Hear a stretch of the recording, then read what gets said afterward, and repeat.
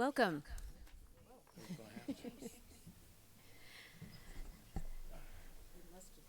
I'm glad to see everyone here tonight for the Merrimack School District April 21st meeting. If you will join me for the Pledge of Allegiance.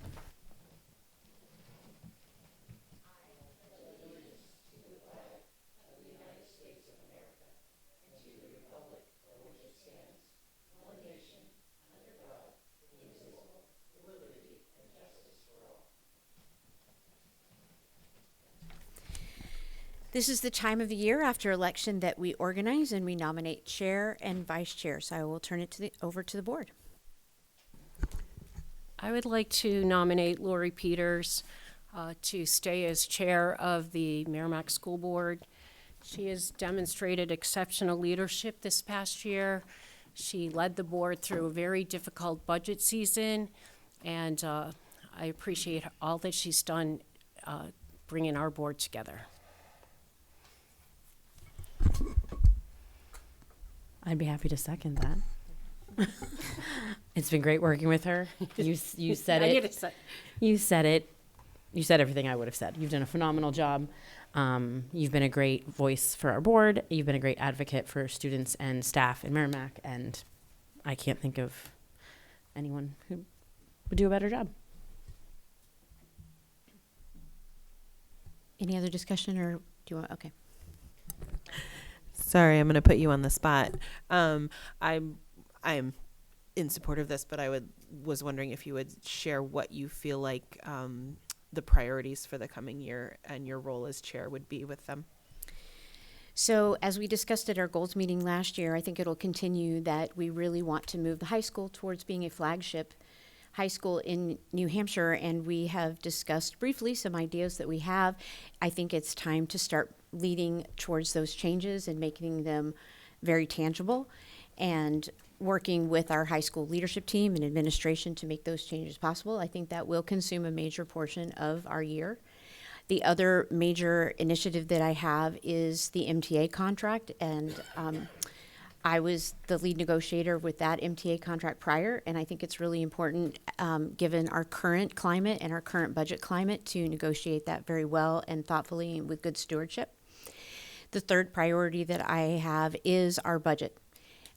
We have had it voted down twice, and we need a budget to pass, and so we need to really craft a budget that I believe is level funded, that meets our needs, but also meets the needs of our taxpayers. So those are my three top priorities. Any other discussion before I call the question? Then I'll call the question. All those in favor of nominating Lori Peters as chair, say aye. Aye. Aye. 500. Thank you. I appreciate it very much. And with that, I would like to nominate Lori Rothaus as vice chair. I have worked with her before when she was chair and I was vice chair, and we worked very well together. We negotiated the MTA contract together, and this is her third year of her re-election, and so I would like to nominate her as vice chair, as a powerful and supportive voice of students and teachers in our district. Do I have a second? I'll second. And I'm going to ask you the same question. What do you see as the priorities for the district in the coming year, and how would you address them in your role as vice chair? So again, I think that I really am very appreciative that we have a goals meeting every single June, and the board comes together and then we set our goals for the year. Clearly, the budget is a priority. We've had two budgets that have gone into default, and I don't think we can afford to do that. Again, the MTA contract that Lori and I both had the opportunity to negotiate is coming up. We are going to be looking for a new superintendent of schools, which is one of the most critical positions that a school district has. So those would all be priorities. Again, I think that in leadership, it's all about making everyone better, and every single board member has an equal voice and an equal say. The only difference really is setting the agenda and making sure that everyone is, there's good communication. Any other discussion? Then I'll call the question. All those in favor of Lori Rothaus being vice chair, say aye. Aye. Yes. 500. Thank you. We just have one brief reorg switch. Congratulations, John, on a great year. Yes, and I will say more about that in my school board report. There you go. Oops, I'm a hot mess over here. You're all good. All right, moving on to our commitment to ethics. Move that. No, thank you. In the Merrimack School Board, we are not just elected officials who are sworn in to uphold the laws of the state of New Hampshire. We also have a code of ethics for the Merrimack School Board. And I will read a portion, and we'll just go down and read each little section, each board member. As a member of the Merrimack School Board, I shall promote the best interests of the district by adhering to the following ethical standards and affix my signature to the same. I will always remember that my first and greatest concern will be the educational welfare of the students in the Merrimack School District. I will be accountable to the public by accurately representing district policies, programs, priorities, and progress. I will be responsive to the community by seeking its involvement in district affairs and by communicating its priorities and concerns. Lori, will you read the next three? I will work to ensure prudent and accountable use of the district resources and never lose sight of the fiscal responsibility owed to the taxpayers of the district. Jenna? I will make no personal promise or take private action that may compromise my performance or my responsibilities or those of my fellow board members. I will avoid being placed in a position of conflict of interest and refrain from using my board position for personal or partisan gain. I will be honest, fair, just, and impartial in all my decisions and actions. I will encourage and respect open dialogue and listen with an open mind while working for consensus. I will respect the majority decision as the decision of the board.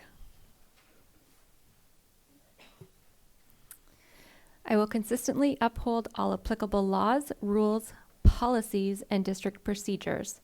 I will not disclose information that is confidential by law or that will undermine the district.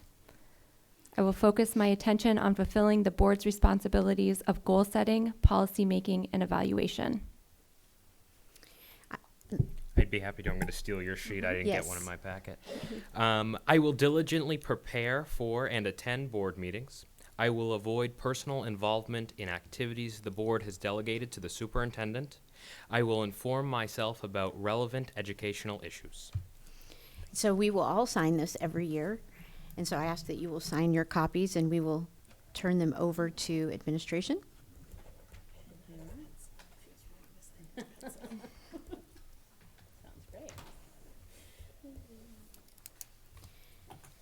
And just as a reminder to all of us, because especially during budget season, we have a lot of communication with each other. Don't hit reply to all on emails where every board member is on it, because that is an accidental meeting. Emails that you would like to go to administration, primarily go through the chair if possible. If it's something confidential, then obviously go directly to the superintendent. If you have questions or items that you'd like to have on the agenda, please send that to myself. And if you have any email that you receive as a public member, make sure that it goes through the chain of command. So if someone says, I have an issue with a teacher or staff member, ask them if they have gone to that person directly. If they say yes, then say, have you spoken to the principal or the next person in line? If it's special education, that'd be the director of student services. And then wherever it needs to go, if it's financial, Matt, if it's curriculum and instruction, Amy, and if it's a superintendent, he is last before the board. So we just want to encourage people to have those personal conversations and go through that proper chain of command. If you receive an email that you're the only person on, you do not have to forward that to me. Just forward it to the appropriate party. All right. Now we would like to move to something much more fun than reorganization, and that is a very special recognition. And I will turn that over to Bill.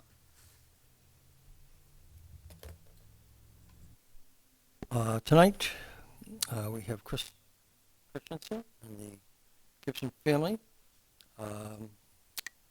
presenting the Tim Mark Gibson Memorial Scholarship, discussing it. So, Chris, if you want to come up, please.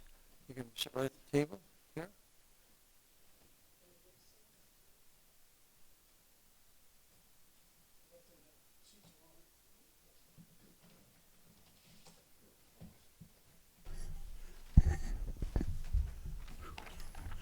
While we're waiting on that, my calendar says public participation.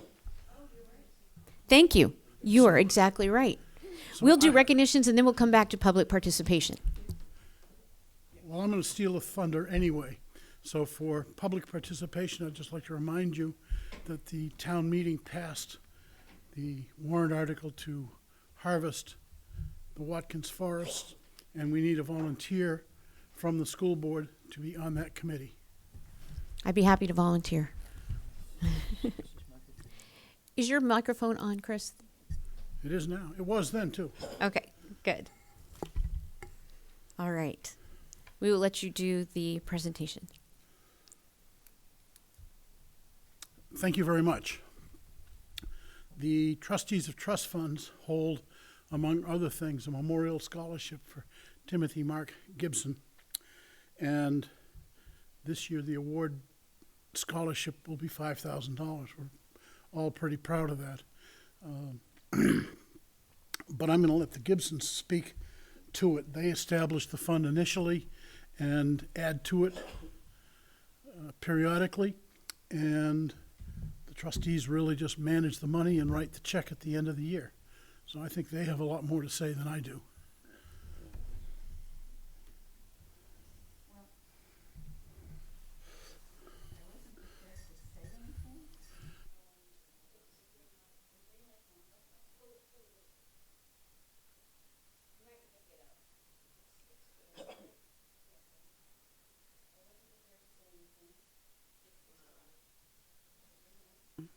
Oh, there it is. Okay. So anyway, Tim was killed in Iraq in 2005, and that year, a very dear friend of ours decided. So many people had asked what they could do, so she started the fund. And to date, well, we do fundraisers for it, primarily the Tim Gibson Memorial Scholarship Softball Tournament every July near his birthday. Because that's who he was, loved his friends and everything around him. And to date, we have 313,000 in there. And that's why we were able to give 5,000 this year. Tim was, he was just an all-around good guy. Everyone loved him, even parents of his friends. He was full of life and was a leader in a lot of ways. We found out after he passed, so many people came up and say that Tim helped them out of a rough spot or told them to behave. And I went, Tim did that? And so that's what the scholarship is for, someone who is going to go to, it could be a trade school, vocational school, 2-year college, community, any type of furthering education. We've had one recipient who went to firefighter school with it. And we just wanted someone who is a leader on and off the field, has a zest for life. We were trying to think of everything that explained Tim. And to tell you the truth, that meeting with friends, we did a lot of laughing, remembering him. And so I don't know what else to say. It's just something we can give back to the seniors at the school, and it's funny because the kids that are graduating now weren't even alive when Tim passed. But a friend of ours teaches up at the school, or the daughter of friends of ours teaches up at school, and she said every time that comes out, she says everybody wants the Tim Gibson scholarship, which is kind of nice. So his spirit lives on. Thank you. Thank you so much for, first of all, the sacrifice your family has made as a Gold Star family. And please know that we have deep gratitude for the ultimate sacrifice that Tim made for our country and for our freedom. And we deeply, deeply appreciate what your family has given to those freedoms. Also, we thank you so much for the scholarship. We know that the selection process for the students is so important, and yet the money is so needed for higher education, whatever that looks like, or career education. It is so needed in our current economy. And so we appreciate so much how you continue to support the students here in Merrimack, even those who weren't alive when Tim was. Yeah. It's hard to believe that's true, but it is. 20 years he's been gone, so, It is. yeah. So Thank you. Thank Lori. you very much. Thank you. So I was Tim's teacher at Merrimack High School. He had wild enthusiasm. As you said, he was a spitfire. I can still see him, running through the halls. He had strong leadership. Everybody who knew him, he was a friend to everyone who knew him. Everyone loved him. I can see him in his football uniform on game day, getting ready to play. And it was a crushing blow for the Merrimack community losing Tim. And I just want to say that, how you've dealt with it and how you, as a family, you made Merrimack a better community by all your sacrifices and his sacrifice. I really deeply appreciate that. So thank you. Thank you. Merrimack has been very good to our family, and we appreciate Merrimack very much. So I also knew Tim because I grew up right at the tip of the road that they lived on. So I remember him as a little guy because he was about my younger sister's age, and he and his brothers would run around shirtless in our backyard. And what I remember about him is that he was happy all the time. Mm-hmm. He was never not. You always just wanted to smile when you saw him. Mm-hmm. Just an absolute great kid. I mean, all your kids were great, actually. We always loved having the Gibson boys in the backyard. And I remember where I was when I heard the news, and I remember thinking, how can that be true? And I just echo what everyone has said. He was an exceptional person. Obviously, a tribute to your family and the job that you did raising him. And I love that he'll never be forgotten. And I love that the kids at Merrimack High School always want that scholarship because that feels so appropriate for who he was. Yeah. So, Thank you. yeah. Thank you. I don't have any personal stories to share, but I do want to share that I'm very touched by all of the personal stories that are being shared tonight. And I thank you for your generosity for giving back to the community in his memory. Thank you. If I might have one, go ahead. I too don't have any personal stories connected with him, but I echo everything. He sounds like a wonderful person, and I just want to thank you for keeping his memory alive and also providing for the Merrimack community. You guys have left it, and he has left it in a better place, so thank you. Thank you. Yeah, I couldn't agree more. As a high school senior, I can confirm it's always something that we talk about every year. And so it does really leave a lasting impact, and we appreciate that. Thank you very much. Chris, you wanted to say something. Thank you. You mentioned never forgetting. And we all see some charitable programs going around the town and the state, and after a while the people who started the program move away and things fall apart. Monies held by the trustees of trust funds are perpetual. We're created by state statutes. We're part of the town government. And in this case, we have a principal sum of money, and we take the income from that sum of money to provide the scholarship.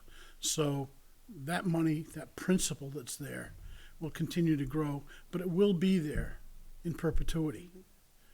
And I'm pleased to say that I was up at the Veterans Cemetery in Boscawen not that long ago. And Tim is memorialized up there as well. And Chris, I want to thank you, first of all, for your work that you do with the trustees of trust funds, but also the service you have done to Merrimack in so many different ways. We appreciate that very much. And I think the work that you do on the trustees of trust funds is such a legacy building work for our town, and it's one of the best parts of our town. Thank you. Yes, thank you, Chris. we could not have done it without Chris. Oh, no. I mean, when we decided we were going to turn the money over to the trustees, it was the best decision we ever made. And the second best decision we ever made is we have no say in who wins the scholarship, because the teachers and the educators know the kids better than we know them. We've given 20 scholarships. This will be the 21st scholarship. We started at $2,500, and it's creeped up over the years, and like Chris said, this year it's going to be $5,000. So we're proud of that. And yes, you should be very proud of that. Thank you so much for coming. Thank you for sharing Thank with you. us. Thank Thank you. you. Thank you, everyone. Come on, dude.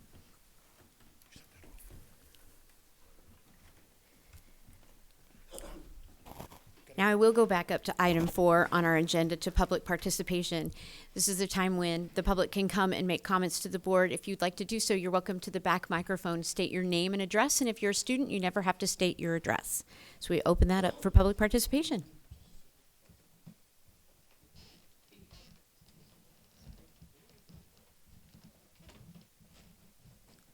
Are we on?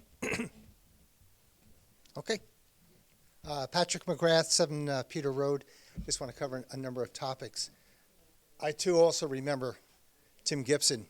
He was a classmate to our youngest daughter, Kathleen. In fact, they played MYA soccer for 1 year as teammates. And Tim Gibson was hell on wheels. That kid was all over the field. Just an incredible person throughout his life. And I saw it when he was about 7 years old. Just incredible. Number 2, I want to congratulate Rachel. Welcome to the board. Thank you for serving for the community, and we wish you well. Good leadership, good stewardship. Thank you. Third, I had the privilege this past Thursday of being at an award ceremony, and most people would not know this, but Amy Doyle was recognized with excellence in the workplace. Well earned, well deserved. Congratulations. And lastly, there is a topic tonight that's very dear to my heart, and that of Jay. And if there's any questions, we'll be glad to answer them. Thank you for your support.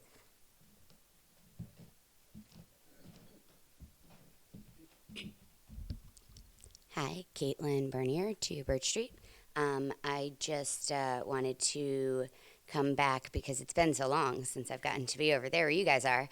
I had mentioned HB 115, which was about expanding the EFAs to be at any income. So students whose parents, say you're a family of 6, right now I believe it's $150,000 that if you make under that, then you're eligible. But they would like to remove the income limit and make it eligible for anybody. So somebody who's already choosing to send their child to a private school that costs $20,000 a year would get $4,000 of that money, and that would be taken away from our public schools.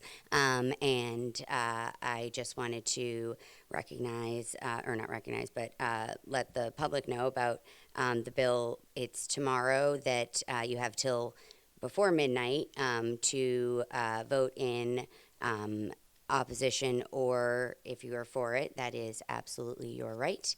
And it is HB 115. If anybody is interested, there are like 16 bills that we have this week that are up there that are going to be noticed, and there were a couple last week that I was also up there speaking about. One was like the school building aid, and a couple other things like that. So Matt, thank you for helping me with that quickly and being able to give me that information. I appreciate it, and congratulations on getting elected and reelected. And thank you. That's all I have.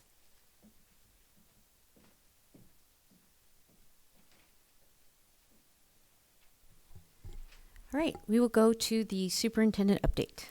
Just very brief tonight. Hope everyone enjoyed a very enjoyable Easter. Wishing our staff, students, and families next week a very enjoyable April school vacation week, one of the best vacation weeks of the entire year for lots of families. And I want to give a big shout out to the Merrimack High School robotics team, who had an incredible performance and finish at the World Robotics Championship in Houston. They went through many championship matches, finishing, if I'm interpreting this correctly, about fourth. I have a picture here, and certainly congratulations to all the team members and advisors. They just have done a phenomenal job, and we'll recognize them in an upcoming meeting. And spring finally showed up, so that should make April break even better. Assistant Superintendent for Curriculum update. I have a couple of notices tonight. First, that the New Hampshire statewide assessment window is still open. I mentioned that at our last meeting, that you would get, families would get a schedule from their building, and so we appreciate when parents can deliver students to school on time and well rested, because those are important opportunities for us to see how students are doing. I'm sure Finn is going to talk about SAT and PSAT Day. I don't like to steal your thunder, Finnegan, but I'm sure that was a great time that was had by all the seniors. Were doing other things. So we also had a great family engagement event last Wednesday. Sarah Sherman provided a virtual training on practical home supports for students with anxiety, ADHD, and autism. And this Wednesday, April 23rd, is our final family engagement event. It will be in person at Merrimack Middle School starting at 4, and Sarah Sherman will again be our host, and she'll be talking about the IEP process. Like Bill, I want to wish everyone a wonderful April vacation. I really, when it ends in May, you know that you're that much closer to the end of the school year. And as Pat pointed out, I was lucky enough to be honored by the Rotary this past Thursday. And for an introvert like myself, you know how painful and wonderful that is at the same time. So I just want to thank them for a wonderful event. I had never been to that venue before. And it was just a wonderful opportunity to talk to other people in the community and to hear more about the Rotary's work. So I was honored and thankful to be part of this group and to be recognized for excellence in the workplace. Comments or questions from the board? Superintendent, or Assistant Superintendent for Business update. Yeah, thank you. I'd just like to take a moment to congratulate the MHS softball team, who walked off with a win in the 11th inning in their first game ever at Legion Field. You recall the board signed a memorandum of understanding with the Legion to create a field down there for our girls softball team, varsity. And I thank the board. I want to thank Michael Burke, Dick Peterson, Tim Goodrich, who did a lot of volunteer labor there, himself, Tom Tussaud, our facilities people, Adam French, and everybody else who made this project a success. They tied it with 2 outs in the bottom of the 7th, so it wasn't something that you would just get up and leave, right? Then they fell behind in the 10th and tied it. Finally, the girls won the game with 2 outs in the bottom of the 11th inning, almost a 3-hour game. And everybody that was there commented on what a nice field it was and what a major upgrade it was from where they were before. And I want to thank the board for making that happen. I want to thank the Legion for making that happen. I want to thank all the volunteers who came around to make that happen. And just a tremendous effort and a tremendous partnership. So that's my update. Thank you. Lori. I just want to say I'm just very excited. Girls softball in the 70s was right behind the high school. Then it went down that field. It was not the same for parents and grandparents to have to go down that hill. And I just want to point out that Bill was really instrumental in making this happen, because when I brought my concerns to him, he's like, let's do it. And so thank you for Well, and I'm going to turn that over to Matt, because I think Matt was the person who really made it happen. Any other comments or questions from the board? So for the school board update, first of all, I do want to welcome Rachel Pafke to the board and congratulations for being elected. And I want to say that we are so happy that Naomi was reelected. I want to thank all of the voters who came out and voted on Election Day. It's always an important day for our town, and I thank everyone who came out. We'll talk more about the warrant articles and those results in just a few minutes. I want to take a moment, though, and say how much I have appreciated working with Jenna this last year. She and I have spent a lot of time on the phone together and in meetings with administration, and I just want to say that she has been an excellent vice chair, an excellent leader. She is very passionate about education. She has a very difficult job as an SEL interventionist in Hudson, and yet that never got in the way of her being a tremendous and involved board member. She also has kids and family responsibilities and all of those things as well. And she has never let that interfere with her judgment or her ability to be impartial on the board. And so I appreciate that very much. And I appreciate your dedication this last year to work with me. Well, thank you. I learned a lot working with you. You are, as I've said before, you were a great example of what a chairperson should be. So I was very grateful to be partnered with you. And lastly, I'm going to say it again because it's worth saying, Amy Doyle deserved every bit of kudos from the Rotary Club. I want to thank Mackenzie Murphy, who sponsored her for that recognition. And we were just so excited that you received the recognition because we knew what you were doing here in the district, and our teachers and our students knew, but it was great for the community to know. So thank you and congratulations. Student representative update. I know, I need to start going first. My list is getting whittled down every time. Yes, we did have SAT and PSAT day. Seniors got it off, so we were frolicking outside.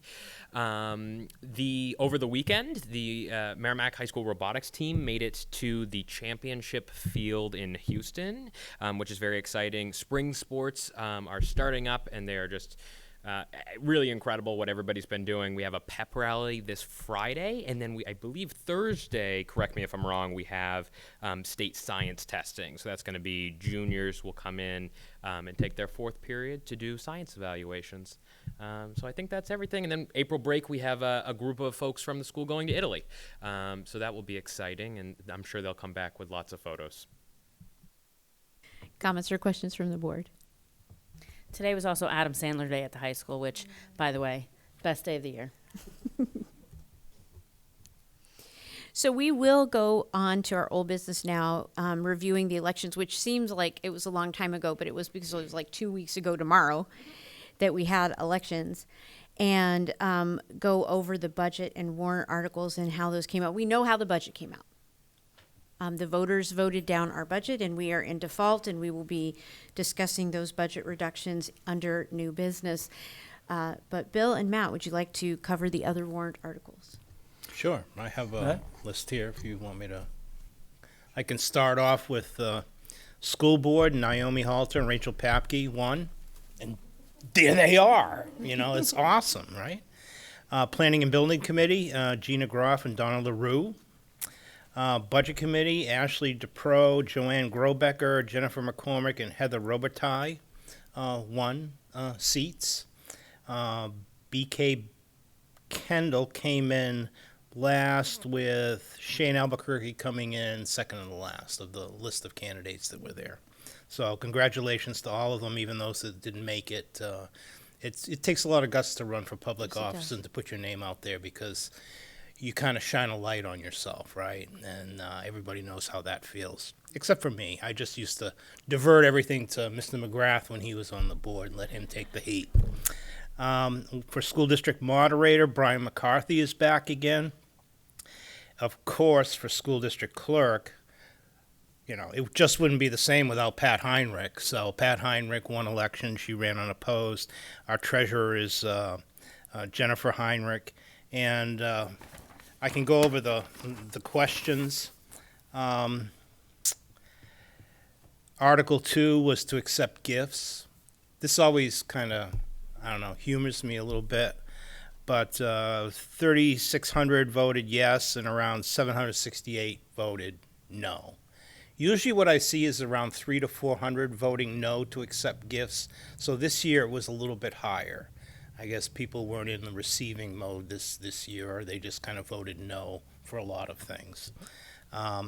The Capital Reserve Fund for the central office, 13 or 14 years ago, we had put that up on the ballot for I think around $150,000, and it failed at that time. This time it was $500,000, and it passed 2,500 to around 1,800 votes. So that article did pass. The roofs at Mastercola, that passed 2,900 to around 1,400. That was a good showing. Merrimack has always been very supportive of maintaining our infrastructure, and they really realize the importance of having roofs that don't leak and create, just havoc with everything and problems all the way around.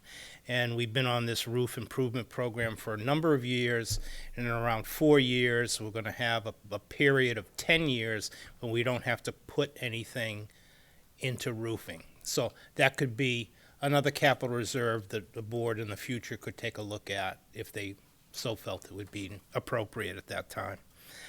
There was a couple petition warrant articles. There was a petition warrant article for the Budget Committee to do the default budget. That failed, 1,500 votes to around 2,800 votes.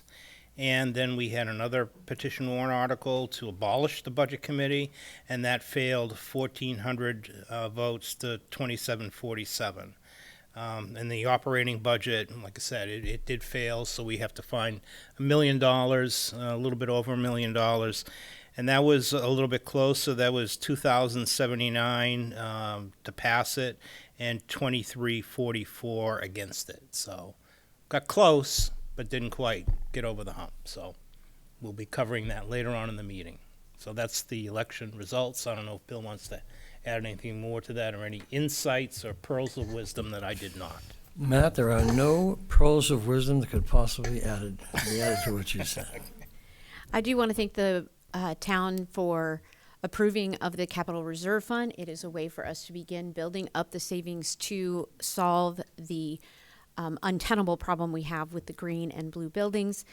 And again, I want to thank everyone for voting for the roof project so that we can take care of that. I think, districts can put it in the budget or they can put it in warrant articles, and I like that we make it as warrant articles so it's very transparent what we're doing with the roof projects. And we always get the nice map of all the sections so we know exactly which sections are being covered. So I appreciate everyone passing that as well. Any other comments or questions from the board? May I just make, and actually, if I could make one comment. Talk with other superintendents, and for some of them in their communities, just absolutely everything was voted down. And so even though, the voters expressed their preference in terms of the budget appropriation for us, we live with that and we deal with it. But we have to be thankful for those warrant articles that they supported, because it has not happened everywhere. And this is a very, very supportive community. And I just want to echo what you and Matt have said. It's just we're very thankful for those things that we have been able to achieve from the voters. Naomi. I'm glad you mentioned that, because that's something that I was actually a little bit curious about, because I know last year when the budget failed, anecdotally, just talking to people I know in other towns, that was pretty widespread all over New Hampshire. Like, budgets failed all over the state last year. And I have been wondering if we're an anomaly this year, or if it's a trend that's It's a trend. the same. Yeah. It's a trend. And yes, I absolutely want to echo the gratitude for the support for the capital improvement projects and the maintenance projects that cost money now but will cost more if we put them off. So I'm really grateful that the voters supported those. And then we're revisiting the Gallup survey. You received a memo on that, but I want the public to hear why that has changed. So I'm going to turn that over to Amy. Yes, in your packet tonight, I tried to put together a memo to capture just the salient points that 2 years ago, we decided that we would give middle and high school students the opportunity to participate in the New Hampshire Gallup survey. That was through our connection and partnership with the New Hampshire Learning Initiative. Recently, NHLI let the schools that have opted to administer that survey know that the New Hampshire Commissioner of Education, Frank Edelblut, pivoted from his previous decision about this survey. Previously, he had said that it was an academic survey, so it was okay for us to give that without parent written notification and permission. But this year he changed his mind, which is his prerogative. He can certainly do that at any school year, reviewing the survey and make that decision. And so we are governed by school district policy ILD on non-educational surveys and questionnaires, and there are separate federal and state laws that require the written consent and the follow-through to opt in to these kinds of surveys. So once we found that out, it was my recommendation to the building teams that we not administer that survey this year. It just seems like the level of effort and scrutiny and the kinds of information that we were trying to get from students really around hope and engagement and career-connected learning, we really feel like we can use the data that we've collected from the last 2 years to continue to make those decisions, but we won't be participating this year. And you can recall when I presented on it in the past, it was voluntary, it's anonymous, students could choose to take it in advisory or not. It was really open-ended even to that point, and we just really wanted to keep it that way. And so administering a non-academic survey just doesn't seem to be the right fit right now. Comments or questions from the board? Naomi? Can you remind us what the content of the questions was vaguely, like generally in this survey? Yeah, so they look really, the career connected learning part is really around asking questions to students like, do you get information about how to start a business at school? So there's questions about entrepreneurship. My guess is that the questions that the commissioner were concerned about are really around hope and engagement. So they ask questions like, do you have a best friend at school? Do you have a teacher that you can go to? Do you feel proud of the work that you've done? Has someone told you at school that you've done a good job? So what they're really trying to connect there are students' affinity really for school. And I can see where in some, cases people would, in this case, the commissioner felt that those weren't really academic questions to ask. I think that the Gallup survey, and there are some, national surveys, my original memo to you, I got really down in the weeds with an APA 7 citation to a couple of different places. So if you still want those, I'm happy to send them to you because there is a lot of national information about the survey. And I really do think that work that the Gallup is trying to do is to bring kids and to improve their educational experience at middle and high school.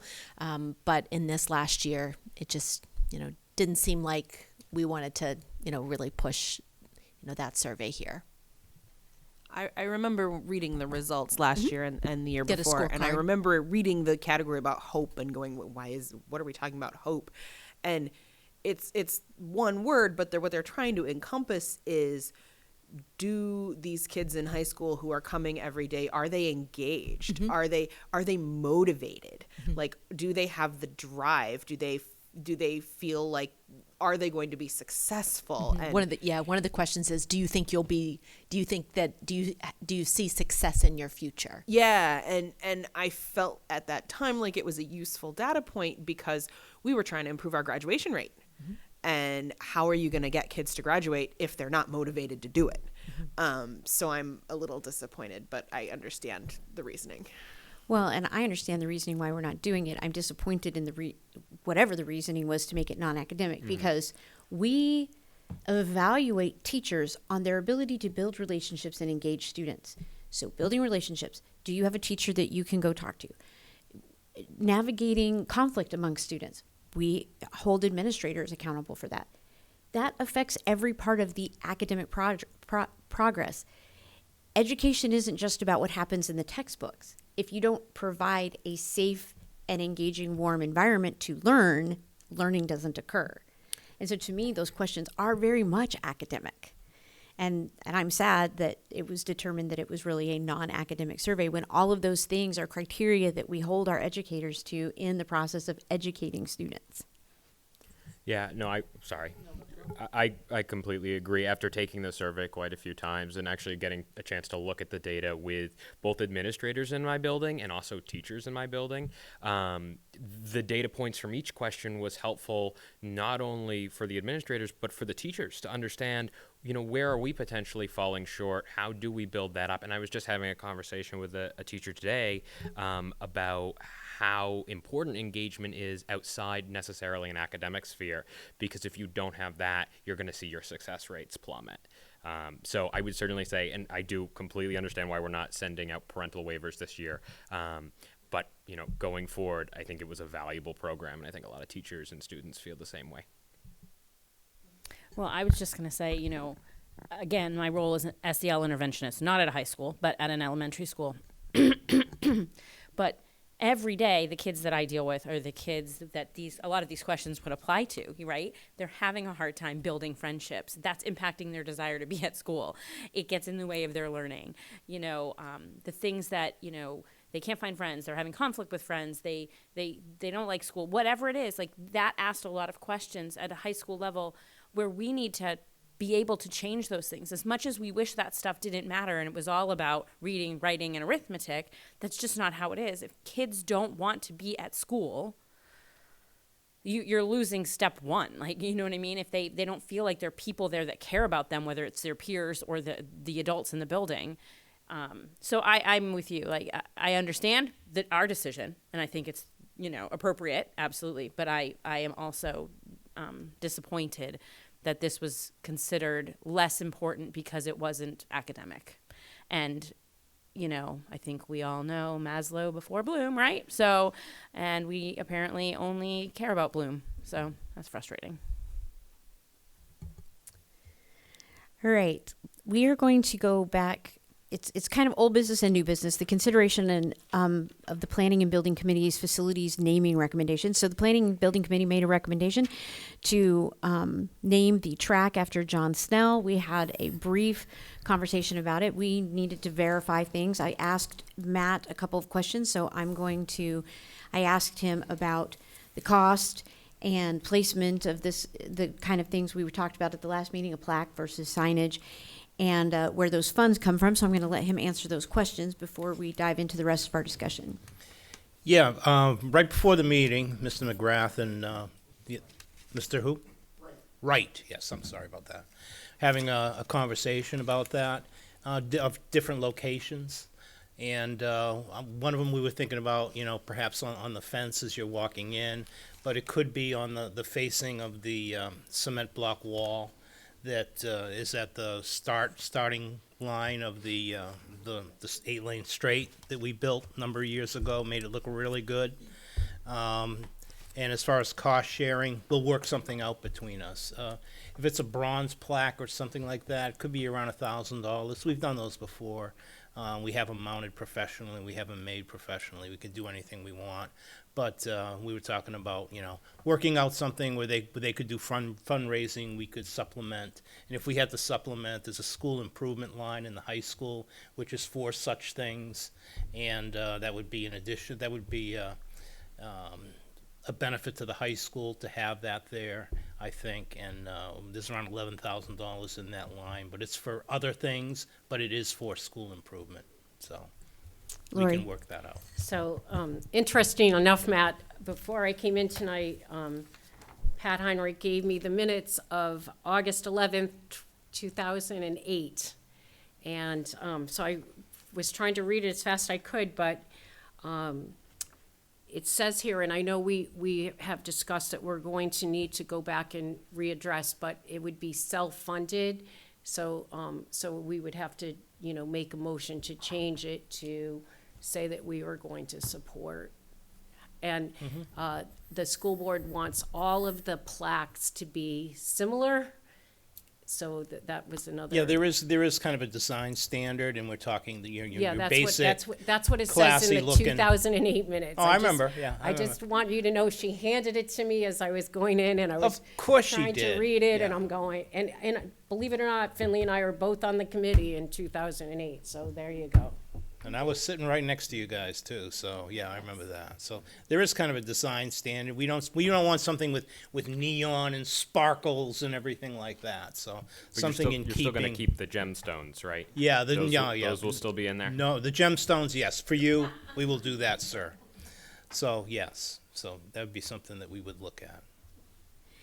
Also, I've come to learn from Lori and others that Pat McGrath had a lot to do with the track and it coming into fruition. And I absolutely agree with honoring John Snell, but I think we need to discuss honoring Pat McGrath in that as well. And Laura, I appreciate Lori bringing that to my attention. You want to speak more to that? So, Lori? going back to the beginning of time when Pat McGrath's children were on the track team, Pat McGrath was on the school board, but he was completely instrumental and driven to get that track built. And he's a humble person. He wouldn't want us to name it after him. But I think when you look at, it's never one person. It's one together. And I think that together, Pat McGrath was the difference that helped to get that track built. So I would like to see us come to some kind of agreement on how we can do to honor Coach Snell and Pat McGrath. So do you want to make a motion, Lori? Do you guys have anything? Do you want to make a motion? So, yes. So, we would like to make a motion that, we would have a plaque that would be, determined by the school board where it would be to honor, John Snell, a 43-year varsity track coach, for his commitment and dedication to the Merrimack High School students, and to Pat McGrath, a former school board member whose passion and drive also was instrumental in getting the track at Merrimack High School. Do you have a second? Jenna? Sure, I will absolutely second that. Discussion.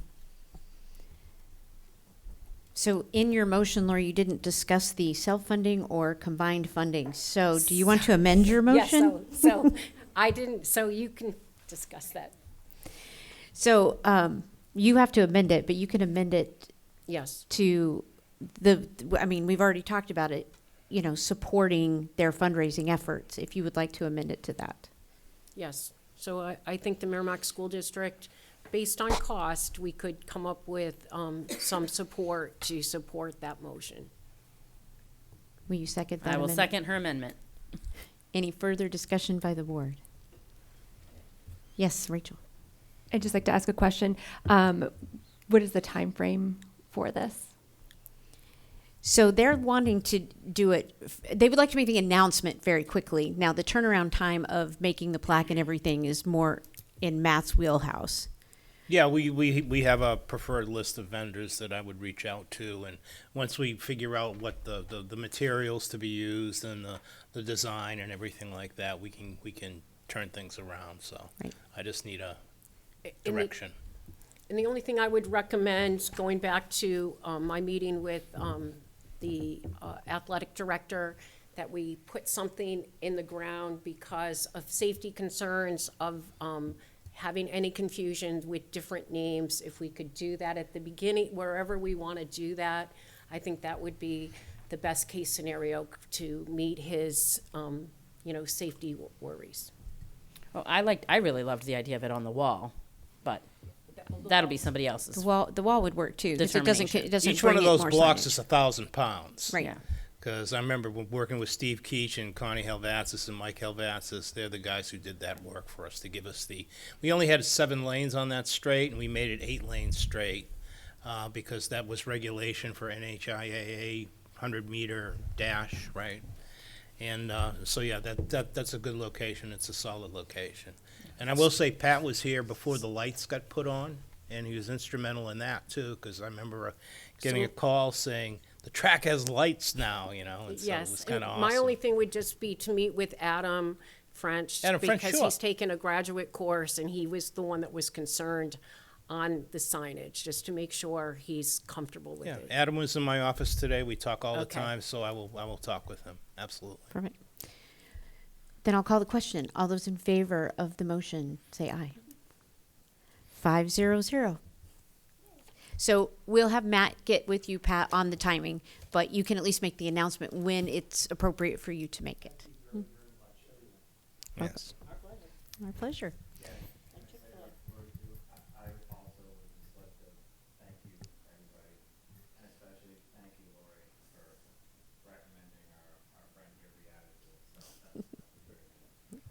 He's a wonderful neighbor and a wonderful leader for the town of Merrimack, and he's given his heart and soul to this town, so it's well deserved.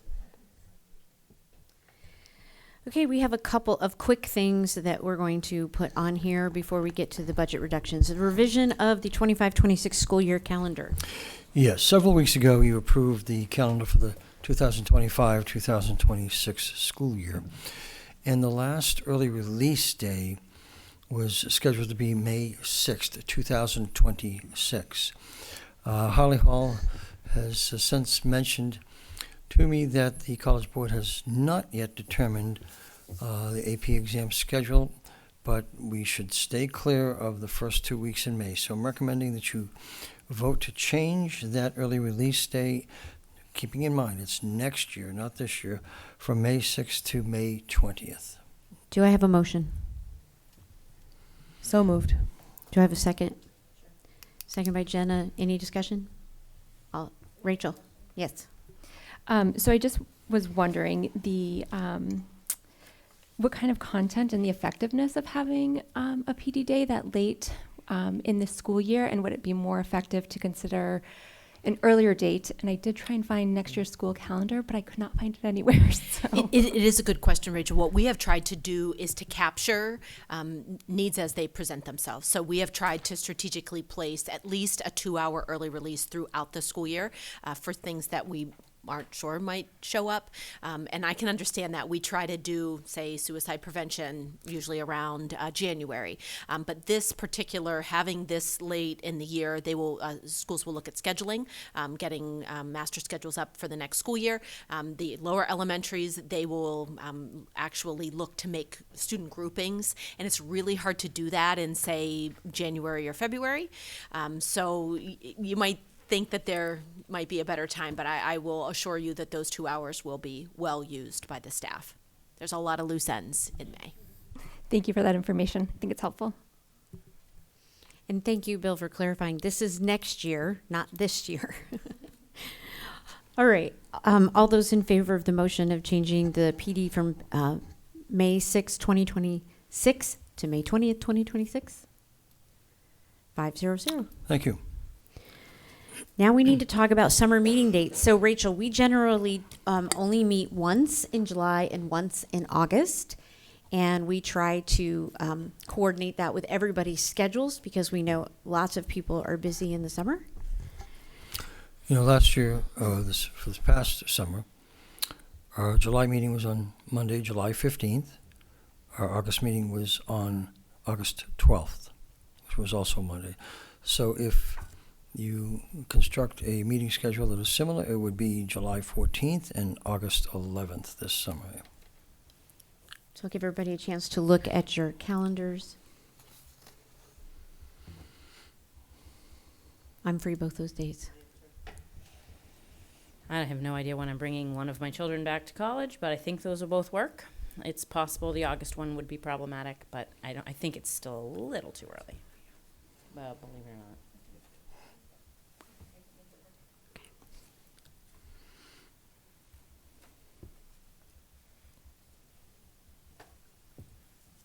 I think the July 12th one will be a problem for me.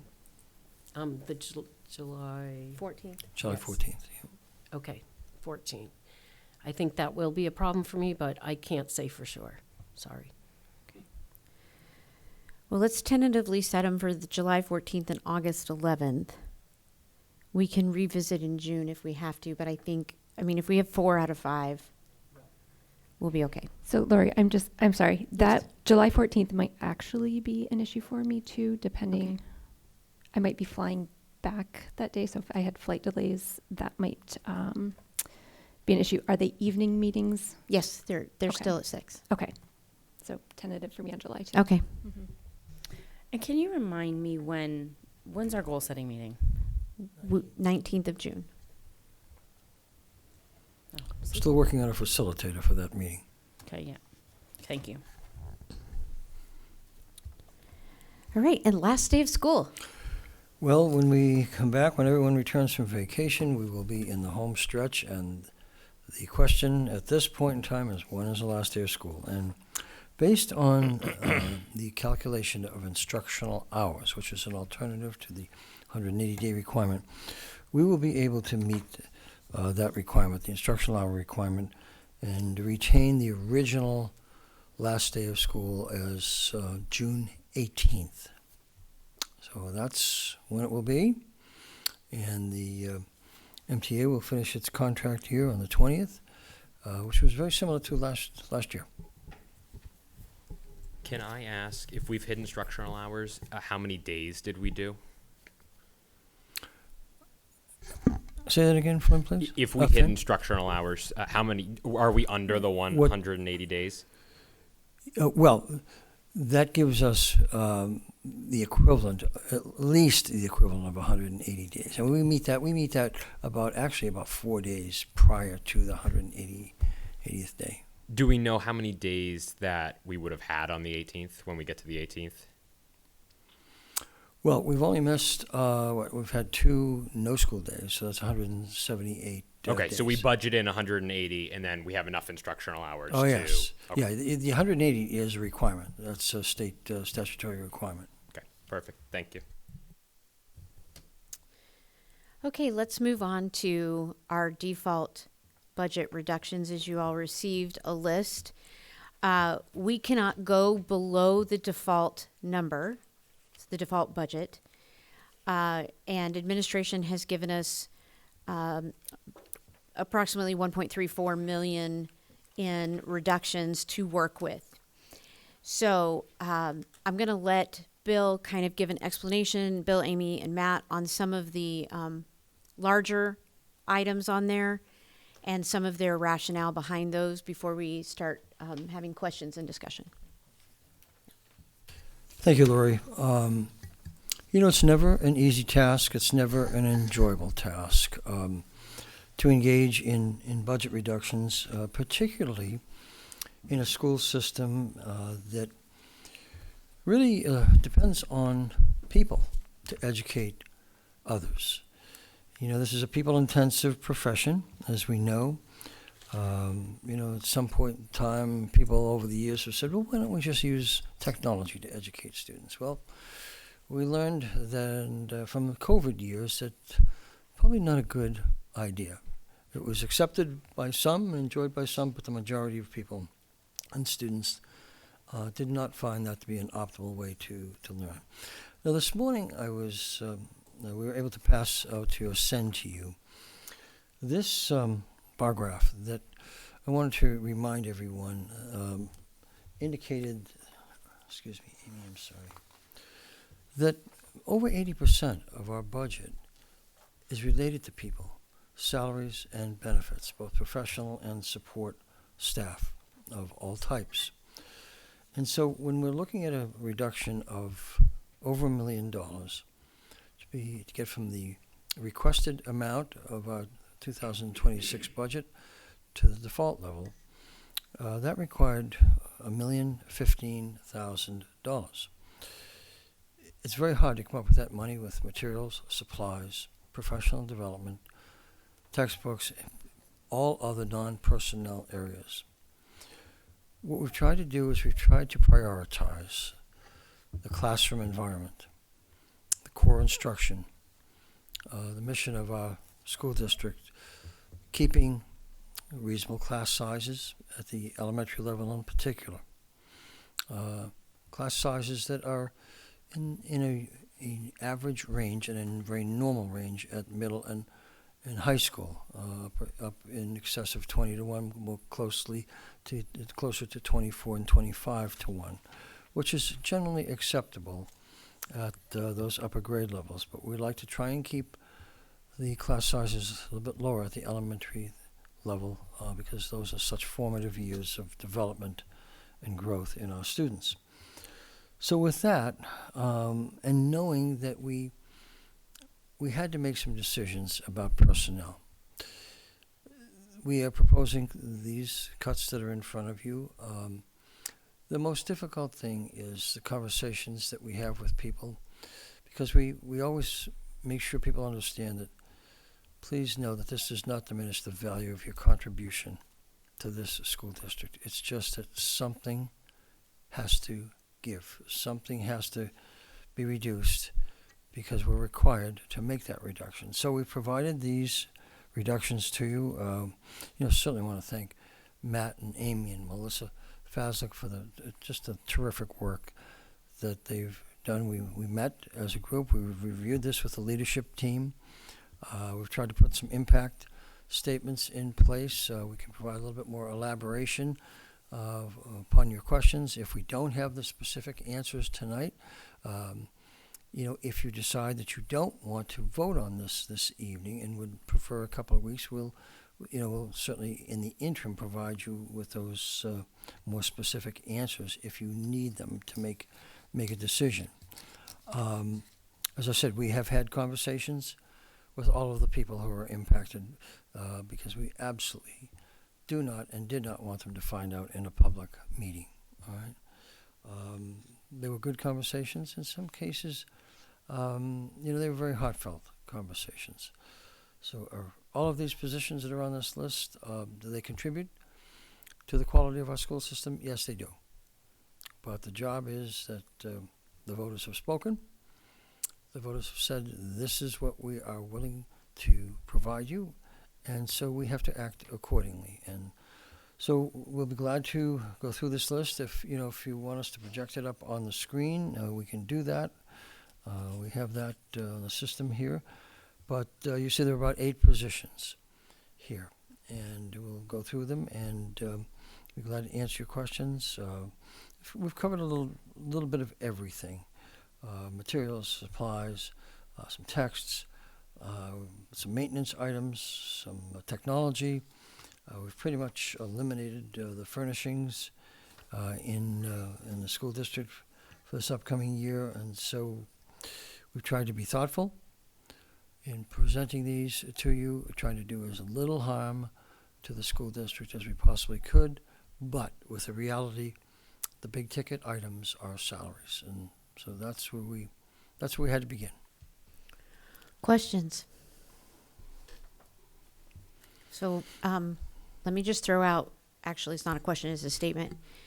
One of the positions that I would like to add back in is the math interventionist, and let me explain why.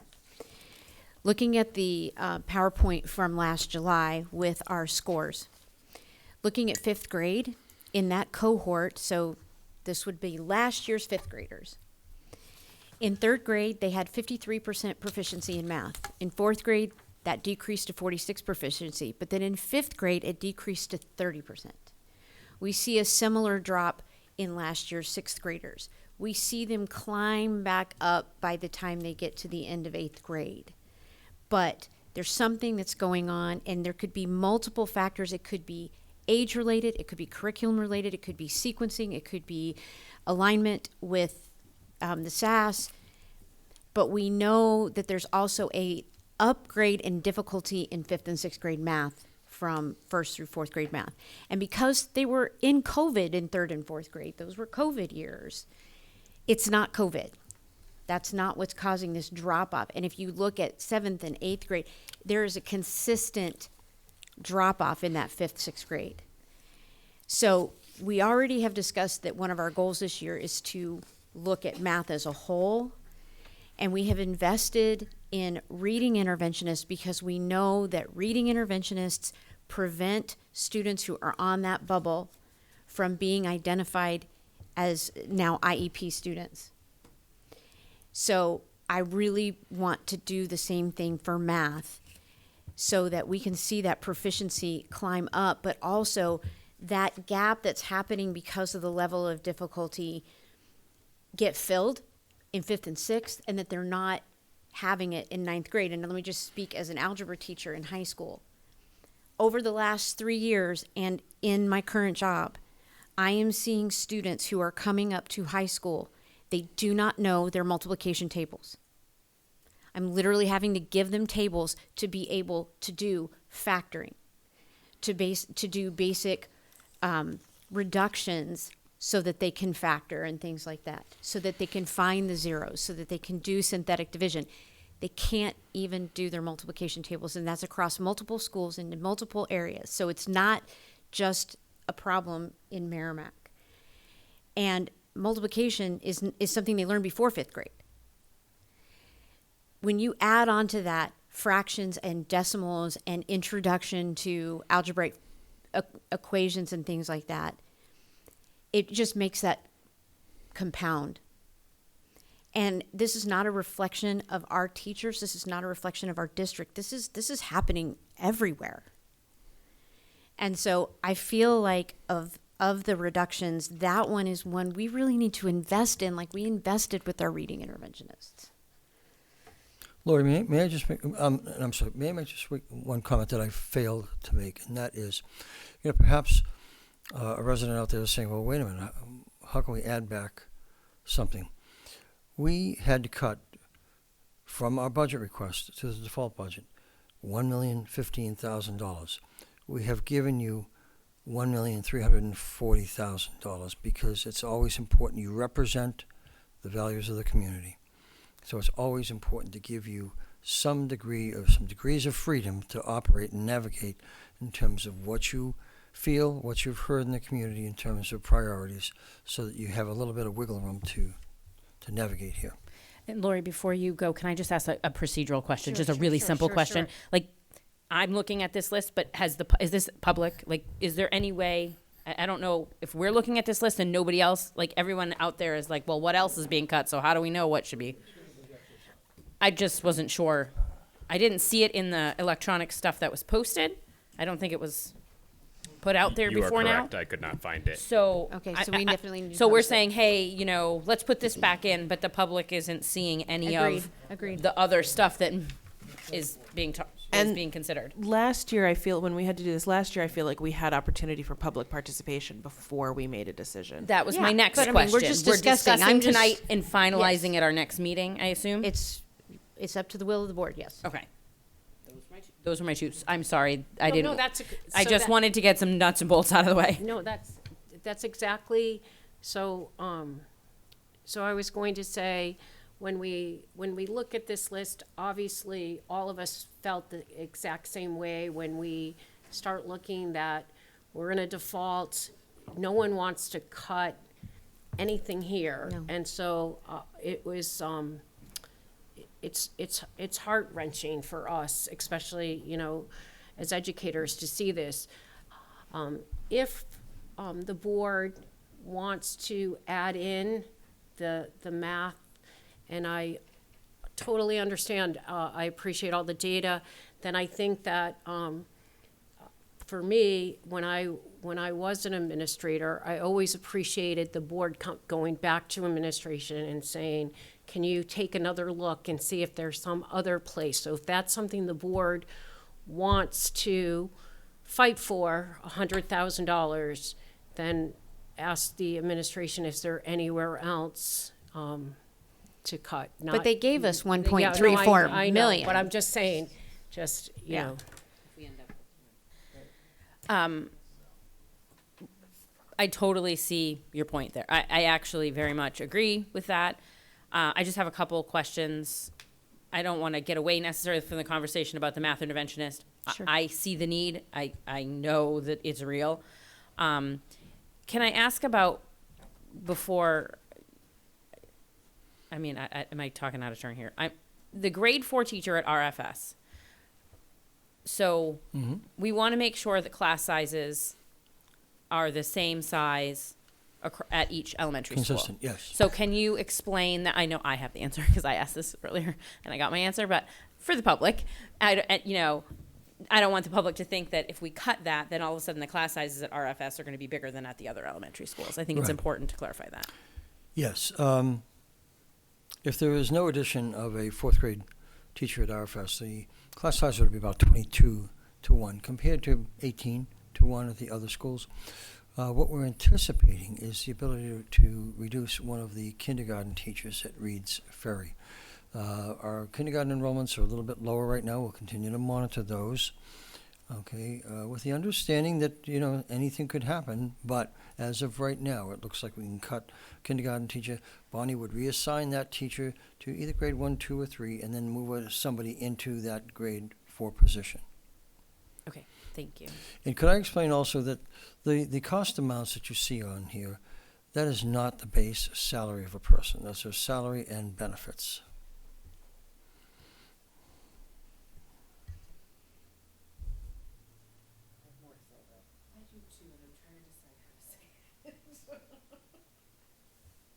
Well, while she's trying to decide what to say. So I totally understand. First of all, let me just say, looking at this entire list, what I appreciate about this entire list is it's not all personnel. It's not all curriculum. It's not all athletics. It's not all technology. It's a little bit of everything. So I said this last year, and as hard as this is to do, I deeply appreciate the fact that you really looked to take a little from everywhere to make this work in a way that has the least impact on students. Not to say it doesn't impact students. There are impacts to students. But it has we tried to minimize the impact on students. And first of all, I don't expect anything other than that from all of you. But I appreciated that it was just kind of pulled from places. May I just quickly respond to that? What we've always done here, talk with Amy, talk with Matt and Melissa and the leadership team, is we don't use students as leverage. The voters have given us what they feel they can afford. We don't punish students by cutting all athletics, cutting all co-curricular activities, cutting transportation. We have tried to spread things across the district to minimize the impact on students. So thank you for bringing that up. So along that lines, so I see the K-8 Director of School Counseling, which right now is a standalone position. My concern with that position is that I understand why it's on the list. Let me start there. But my concern with that is the 504 administration and the MTSS support, because the MTSS support is required by state, right? So where will that work? Who will take on that work? So it's the state's saying you have to have this MTSS support system and somebody has to be directing it and doing that work. That was the role of the K-8 Director of School Counseling. So who will now do that work? Where will that fall? And will we still be able to meet the obligation to have that? And not only the obligation, like that is very important work. That's work that literally is what we're talking about when we're talking about the kinds of things that survey gets to the bottom of, academic, behavioral support for students who need it. Do you want to address anything? What we're trying to do is, first of all, the 504, just to talk about the 504s, will reside back with the guidance counselors in the individual schools where it resided for a number of years. We're trying to work out right now, there are some positions in play here. We need a counselor position at Reed's Ferry. We need a counselor at the middle school. Trying to look at, can we combine some of the MTSSB work with a counseling position? It's not going to be ideal, but we know we have a commitment that we have to continue with in terms of the MTSSB. It's one of those things, quite honestly, that there are some things in play that we're still trying to work out. Yeah, that was my thought since, in the district I work in, they have a director of counseling, and that person is also a counselor, right? And it's similar at the high school. So I was wondering if we could do something along those lines with one of those open counselor positions. So that's just something I was curious about. Go ahead, piggyback away. one of the things I noticed about the administrative positions that are on this list is that several of them are sort of district-wide positions that streamline our processes and equalize things in terms of how our information is gathered and how we treat people and how the student experience is for families across all schools.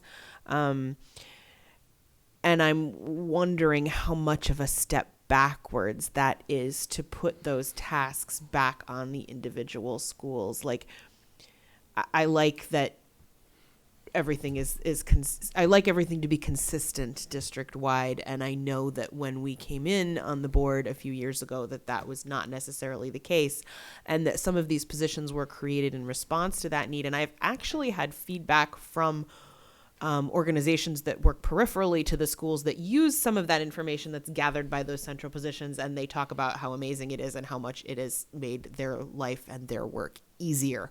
So I wonder about decentralizing that again. Well, it is, I can't say it's a step forward. Okay, definitely. Let's take, for example, the district registrar. I brought that proposal to you a couple of years ago to bring consistency to that function. Is it doable back at the schools? Yes, it is. Is it a desirable cut? No, it's not. But once again, that's a position that is not a direct classroom instructional position. Doesn't make it much easier, but our priority is that core classroom instruction. Patty Townsend, and we're talking about positions, not people. Patty's done a wonderful job, but that would have to go back to the schools. We take a look at the student data specialist. Has done an outstanding job. Now there's this position once again, and there's an individual that we're looking at some things. There are a couple of vacancies because of retirements, and we're looking at hopefully being able to keep that data specialist in the high school, in the school system, and that the person would not be exclusively devoting time to the generation and analysis and presentation review of data, but would spend some time doing that. So would it be diminished somewhat? Yes, it would be. But we're looking, that person is so talented, we're looking to hopefully be able to put that position, person into an open position in the district. So just to piggyback on Naomi's comment and build some of what you were saying, though, so with some of the district positions, is there a way to quantify those efficiencies that have been had over the past couple of years? And if these positions were eliminated, those efficiencies, whether they're time, or cost, I mean, time is money, right? But if there's direct cost or indirect in terms of time, is there a way to quantify that? It's difficult, Rachel, and it's difficult. I'm not trying to avoid your question, but let's take the district registrar. That's a position that not only enrolls the students, provides information to the schools, but spends a lot of time doing residency checks also, which is an increasing issue, not only in Merrimack, but other communities, where people who like to tell us that they live in Merrimack, but actually they don't. And so we spend time trying to chase them down and making sure that they enroll their children in another district. Now, does that save our district money? Yes, it does. Would that have to go back to a school and perhaps not be done as expediently or as efficiently, because that school administrative assistant has a lot of other functions? So in terms of a direct quantification of what that means from a monetary perspective, a little bit difficult. You have to do a kind of a motion and time study, going back to the old business management courses in college. But there is some quantification. There is some savings in the centralized position. that would not be realized or would be more difficult to realize when it goes back to the high school. It's just, there's not a formula that can be easily applied, obviously, to this and saying, yeah, we'll save 100,000 or we'll save 20,000. It's just, it all depends. How many registrations we have, how many people trying to profess they live in Merrimack who don't live in Merrimack who we're trying to chase down. An example of that is just taking from, I work in an elementary school, and our school counselor is responsible for the 504s. And the number of times the walkie asks for her, and she says she's in a meeting. I know she's in a 504 meeting. Somebody needs her, and they get me. Listen, I think I'm okay, but I'm not a school counselor, right? I do okay. I can meet the need in the moment to the best of my ability. But again, but our schools don't have me necessarily.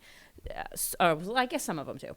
But, it really is, it's hard to quantify that, but there is an impact, right? Because when a student needs their counselor and the counselor is in a 504 meeting, and there's a lot of 504s in a building, so it's not like one off here and there's sometimes, a lot of 504 meetings, and it takes a lot of time, effort, and energy on the part of the counselor. So there's an impact where, I'm glad we're at least getting, the second counselor at RFS. I'm glad we didn't pull that one out, because to have the K-8 director of counseling and that lost would be a huge blow. So it's like those kinds of things. Yeah, and I guess, to add to that, because I can see where there would be impacts, and I think to say that they'll be subsumed again by, people that are currently in place, there's going to be an impact there, because anybody can walk into those main offices and or the guidance office, right? And everybody but no one's sitting around having free time. So there is an impact there in terms of workload and time and how much time is in their day. Yeah. There is nothing easy about this. Yeah. We're not going to mask it, sugarcoat it. There is nothing easy about these reductions. Lori? So I guess my only point would be when I look at this list, there's things that I really don't want cut on this list at all. We say we're results driven and data driven, and if there's some way, as we go through the next, which is right around the corner, budget process, and we look at the impact of these cuts, that we could demonstrate to the voters, to our community, that these cuts had severe impacts. Anybody who has a gifted and talented student, including one of my grandchildren, this is a cut for them. And yes, we have to cut someplace, but what is the impact of that cut? And how do we communicate that so people understand this is we're doing our business right now, but this is, real cuts. So I sorry, I'm just talking. I've really thought and processed us through so much of this week. Cutting gifted and talented is extremely difficult. One of the questions I asked was how many students are on that caseload and how much service do they get. So those students get 90, if you have a student that has been identified as gifted and talented, not enrichment, which is separate, and maybe you can just describe the difference real quick before I even keep Sure. talking. The students that are identified through the COG-AT and iReady, and we've talked about our selection process. We've tried to clean that up over the last couple of years. They get 90 minutes of pull-out service a week, and that would be either with the teacher Denise, who goes between RFS and TFS, or Melissa, who goes between MES and JMUS. And so right now we serve about 50 students total in grades 3 and 4. And I broke down those numbers when Jenna asked. So there are 8 students at MES, 4 students each in grades 3 and 4, and then 13 students at RFS, 7 students in grade 3, 6 students in grade 4, 15 students at TFS, 8 students in grade 3, 7 in grade 4, and then 14 students at Muse, 4 in grade 5 and 10 in grade 6.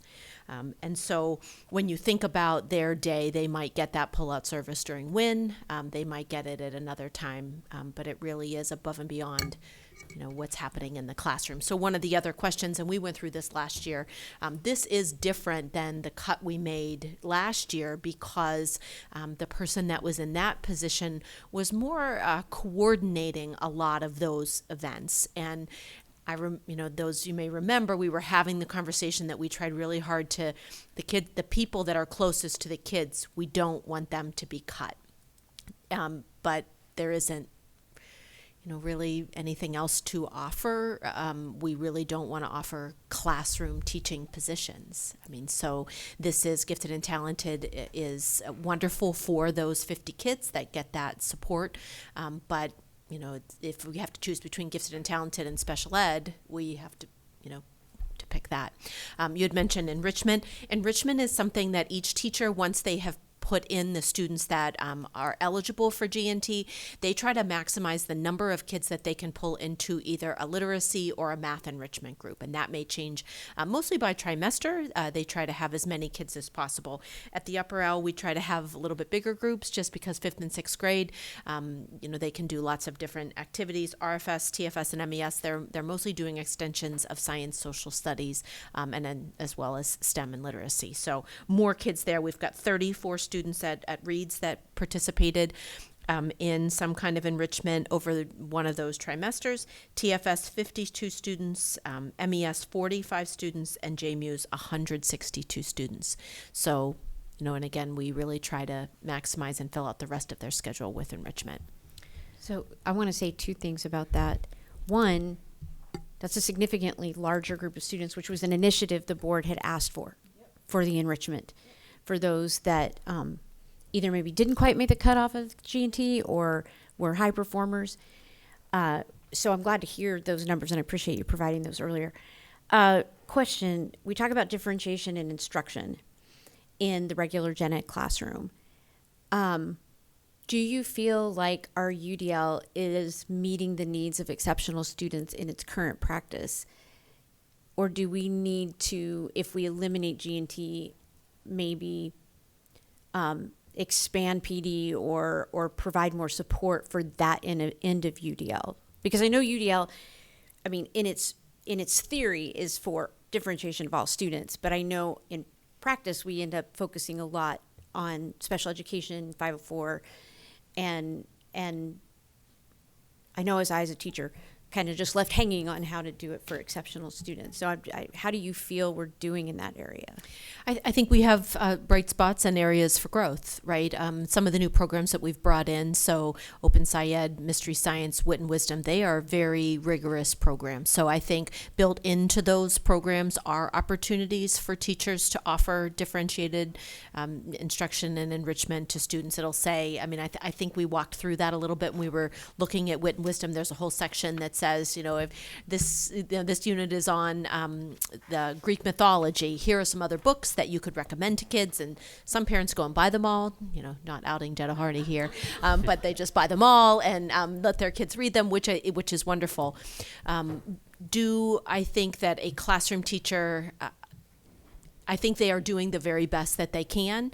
I think additional, professional development, either to help students that are struggling or overachieving, I think that there's opportunities for that. I will say during a WIN block, though, when you're looking at a limited amount of time and a limited amount of personnel, the classroom teachers are likely now going to be doing more tier 2 instruction than looking at what are some additional things that we can offer to gifted and talented kids. I can see more trying to look at the clubs and extracurricular activities that we have offered. I think you heard when we were doing the budget that there's some high school students in the AP course that are going to JMUS to talk about or to offer some French and Spanish enrichment. And those are the kinds of things that I think if this is eliminated, we will have to even challenge ourselves even more to think about about how can we partner with the high school to, to offer unique opportunities to those younger learners. When they get to the middle school, I mean, I think we start to level for math. That is, I think a plus. We're shifting to be able to offer credit-bearing language courses at the middle school. Again, another good move. And we're going to be bringing Wit and Wisdom to 8th grade next year, which I think will again offer some of those same opportunities. So that's where I was going with my comment, and you asked the question far better than I would have, so thank you. But what I've seen, and just as a parent of 4 kids now that are in the district, and my older kids are much older, so they went up and with all the other curriculums, and now my daughter's using Wit and Wisdom. Wit and Wisdom is very rigorous. Open SIAD. Those things are going to provide a level of challenge to students built into the day. I mean, when my daughter's like, I have to get ready for my Socratic seminar, I'm like, what even is that? And it sounds very fancy. And then she shows me the work that she's doing, and my favorite, I might have already shared this, but when my daughter was saying, I have to write this essay about the Odyssey, and my 18-year-old spins his head around and says, what do you mean the Odyssey? Why are you reading? I read the Odyssey in high school. And she says, well, I'm reading, and he's thinking it must be another Odyssey, and she's like, this one? And he's like, oh my goodness, you know what I mean? And so the level of challenge there is much higher. It really is. Like my other kids were not reading the Odyssey. So I will say that I might have been uncomfortable with this before. The thing for me is, I want that same opportunity for kids who need that challenge in math. And so my question and my challenge and our challenge as a district in this is going to be, how do we make sure our professional development around differentiation is not just how do we support learners who need help, but how do we make sure all students in every classroom are getting appropriate challenge? That means those kids that need that higher level challenge. Some things are very easy and very basic, and it just requires really good training to make sure teachers know that they can do that. And I'm seeing in my building, I'm dealing sometimes with behaviors because kids are bored. And so I go in and I say to the teacher, do this, this, and this. And they say, well, I don't think I'm allowed to do that. And I'm like, well, I think you are, but I'm just the SEL interventionist. So I can't really tell them that. But then I can go to the administration and advocate for the fact that maybe we can get creative. But it's imperative that as a district, we are allowing teachers flexibility to be able to provide the challenge that they need. And so, as with many of these things, we're going to have to learn how to do new things different ways. But those exceptional students need to have the challenge the same way that the students who need support need to have the support. And I know I'm not telling anything. Well, you don't I know. want to add to that with an anecdote. I've got something too that's not an anecdote, because Okay. you said provide the supports for the teachers and the flexibility, which I 100% agree with, but also the expectation. Yeah, absolutely. So I had shared this with Jenna about kids getting in trouble because they're bored. My child shall remain nameless, but in another district in this state, one of my children came into the 5th grade already having learning pre-algebra at her previous school. And the school would not accommodate her in any way except the 5th grade math. And she was extremely angry about that.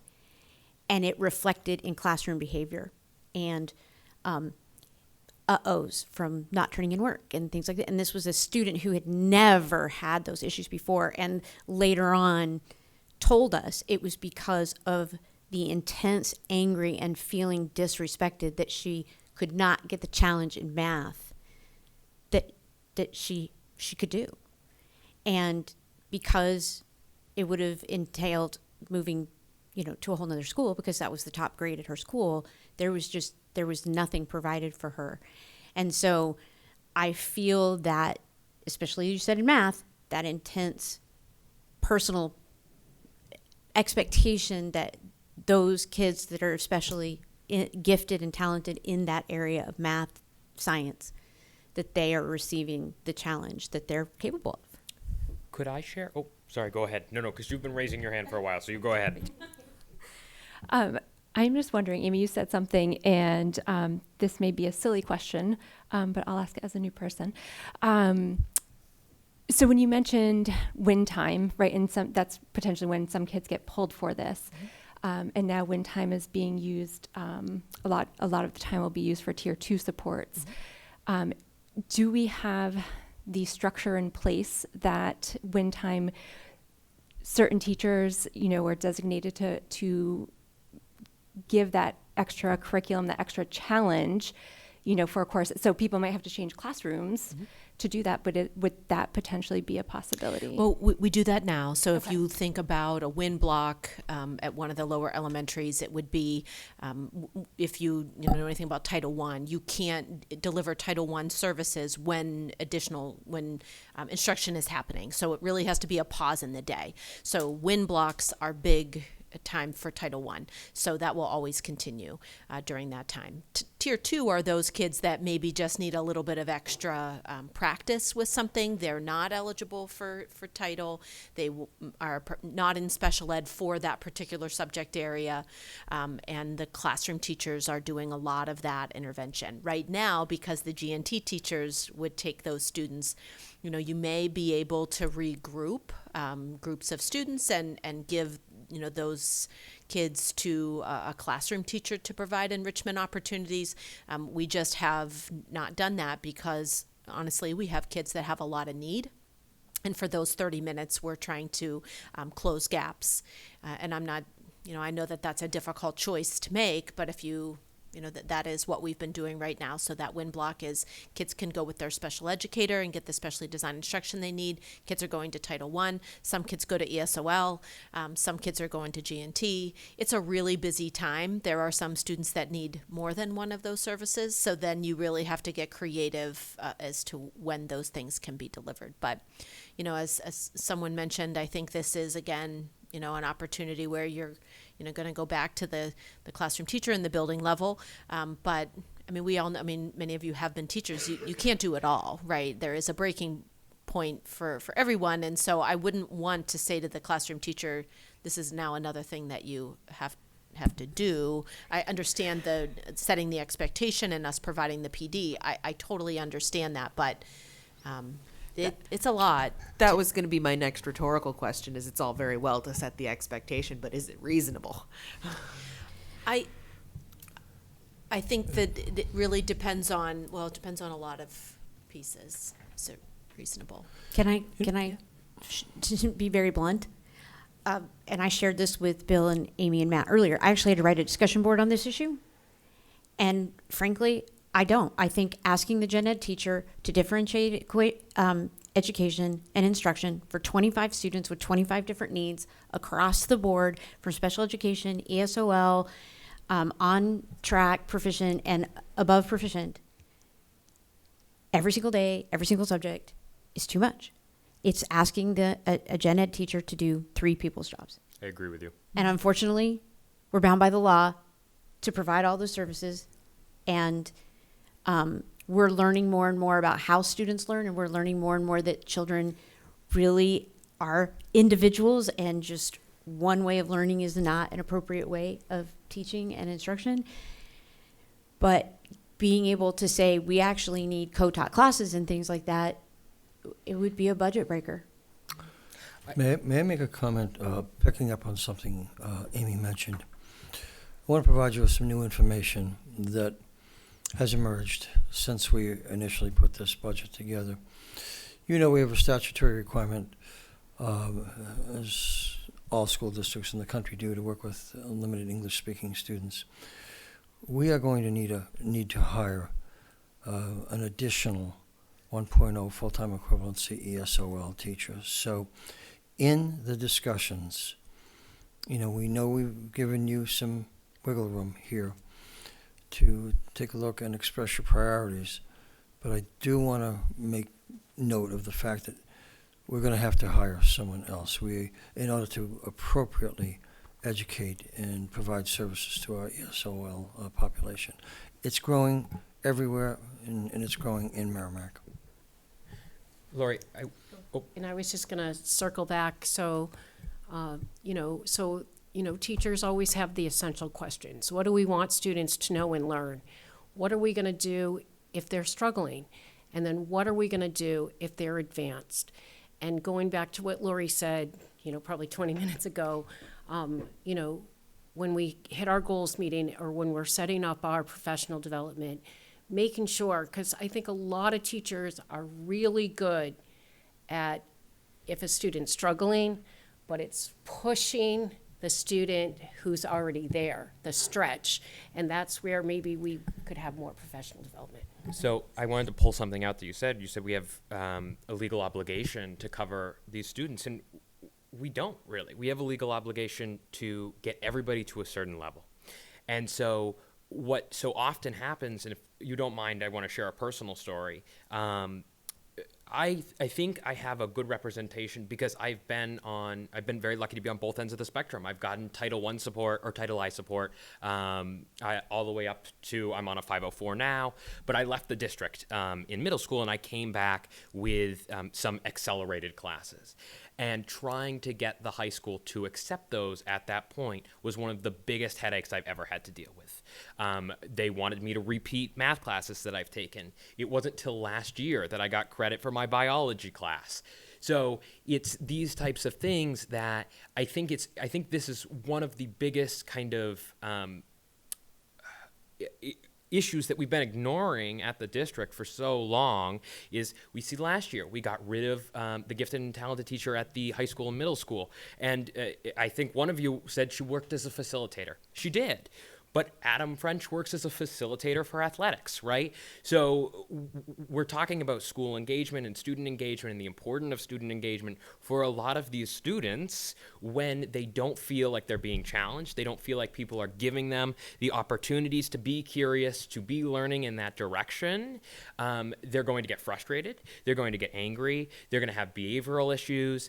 I think I see it a lot with, like we talked about, wit and wisdom and those types of differentiations, which are great. But there is a difference between a program like that, which is very kind of set, and having teachers who are ready and willing to say, let's go try and do something creative today. Because you can't do that at 4 different levels for 25 different kids. You just can't.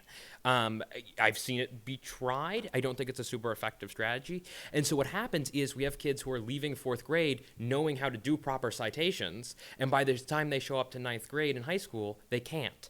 We have kids who are leaving 4th grade knowing their multiplication tables, and by the time they show up to high school, they don't know them, right? And this is because either, they're just trying to be skirted up to this line, or they've spent so much time in class not learning anything that they have no desire to pay attention in school.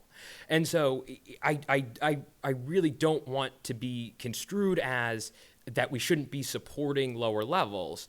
But when we're looking, I think so often in this district, we spend a lot of time and energy making sure that everybody can hit the bare minimum of success, and there's very little support for anybody over that line. And you're right, because the legal requirement is proficiency. And the legal requirement for special education is set in stone. And I said this to one of our state reps. When you take our budget and you cut it, the special education side doesn't get touched. We have no choice. We have no choice.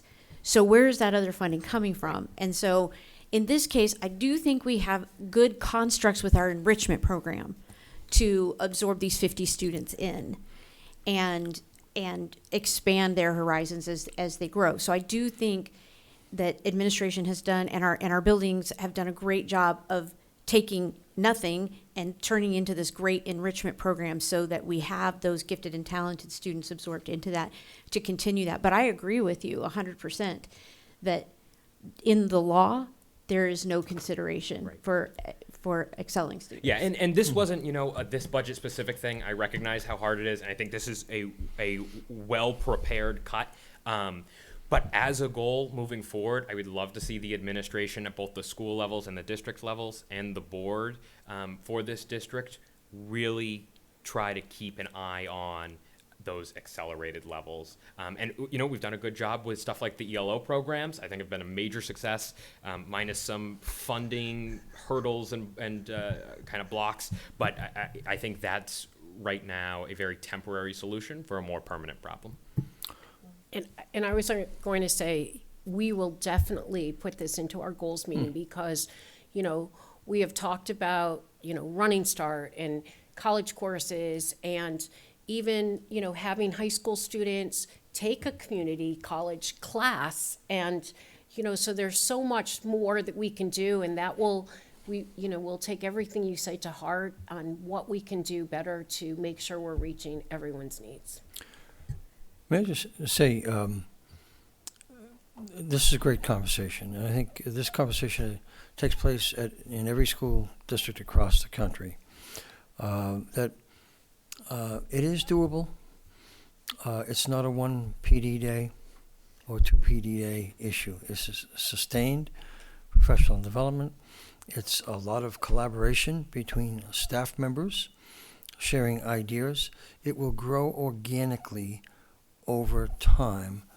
And I mean that very seriously. I think what I'd like to do also is talk with the administrators, certainly with Amy and our administrators about service learning program that we've tried to refocus on more academic territory, if you will. There's no reason why we couldn't try to provide some incentive for focusing more on the needs of those students who possess that ability to stretch themselves. It's a matter, once again, of time. What we need to do is make sure that we work carefully with the staff and they work with each other so that it happens organically and it's not another add-on, okay? Because that will defeat it right off the bat. But it's a paradigm shift that is probably 30, 40 years overdue in all school districts in America, because we have focused, as we should have, on those students who exhibit a learning gap. But I will be the first to admit, and everywhere I've worked over many, many years, we have not done enough for those students who have exhibited the ability to work at a more accelerated and a higher level, higher order of thinking also and engagement. So that's something, Lori, as you said, we'll put in the goals. I think every so often, we will revise the strategic plan and we'll put something in that strategic plan that more effectively helps us to address the needs of those students. I just want to say one last thing. Because the one thing that's incredible about that population of students, and Finn is a perfect example of this, is that they love freedom, they generally love to learn, and they are curious and often self-motivated if you give them something that is an appropriate challenge for them, right? So that is great news for when you're differentiating, because you can give them something and say, hey, you've got win time. I'm just going to give you this framework, go and do. And a student like that will go and do. Will they sometimes need help and whatever? But I'm seeing it in just small pockets in our building where when you do that, the behaviors have decreased significantly simply because you said, here's your thing, go do, and I'll check in with you at the end. And that student is so thrilled to be given some independence. Yeah. That their need, not only their academic need is being met, but their need to have some agency, which is a marker of that particular population, is also met. So my personal experience is it isn't as difficult or as time consuming as it has to be, because oftentimes it's just about asking the student, what are you curious about here? And they can take it from there many 100%. times. It's not always about providing support. Sometimes it's about removing barriers and showing students respect, like that fifth grade student, right? She didn't feel respected in that math class, and so behavior reflected it. Yep. So here's going to be my recommendation. We need to come back to our next meeting in 2 weeks with the things we're keeping and eliminating from this list. We need to put it out in the public so it is transparent. Knowing what you know now about an ESOL, that'll help guide you as you look through this list and we come to a decision on the final reductions to the budget. Naomi. This is kind of a general comment about the list. I went through and I looked at where all of these things came from, and I found that it's pretty well balanced in terms of new requests. Like it was elimination of some new requests, it was elimination of some existing programs. It was a lot of them were like new requests that got reduced. Some of them were new requests that we're putting off entirely. It was pretty balanced across schools.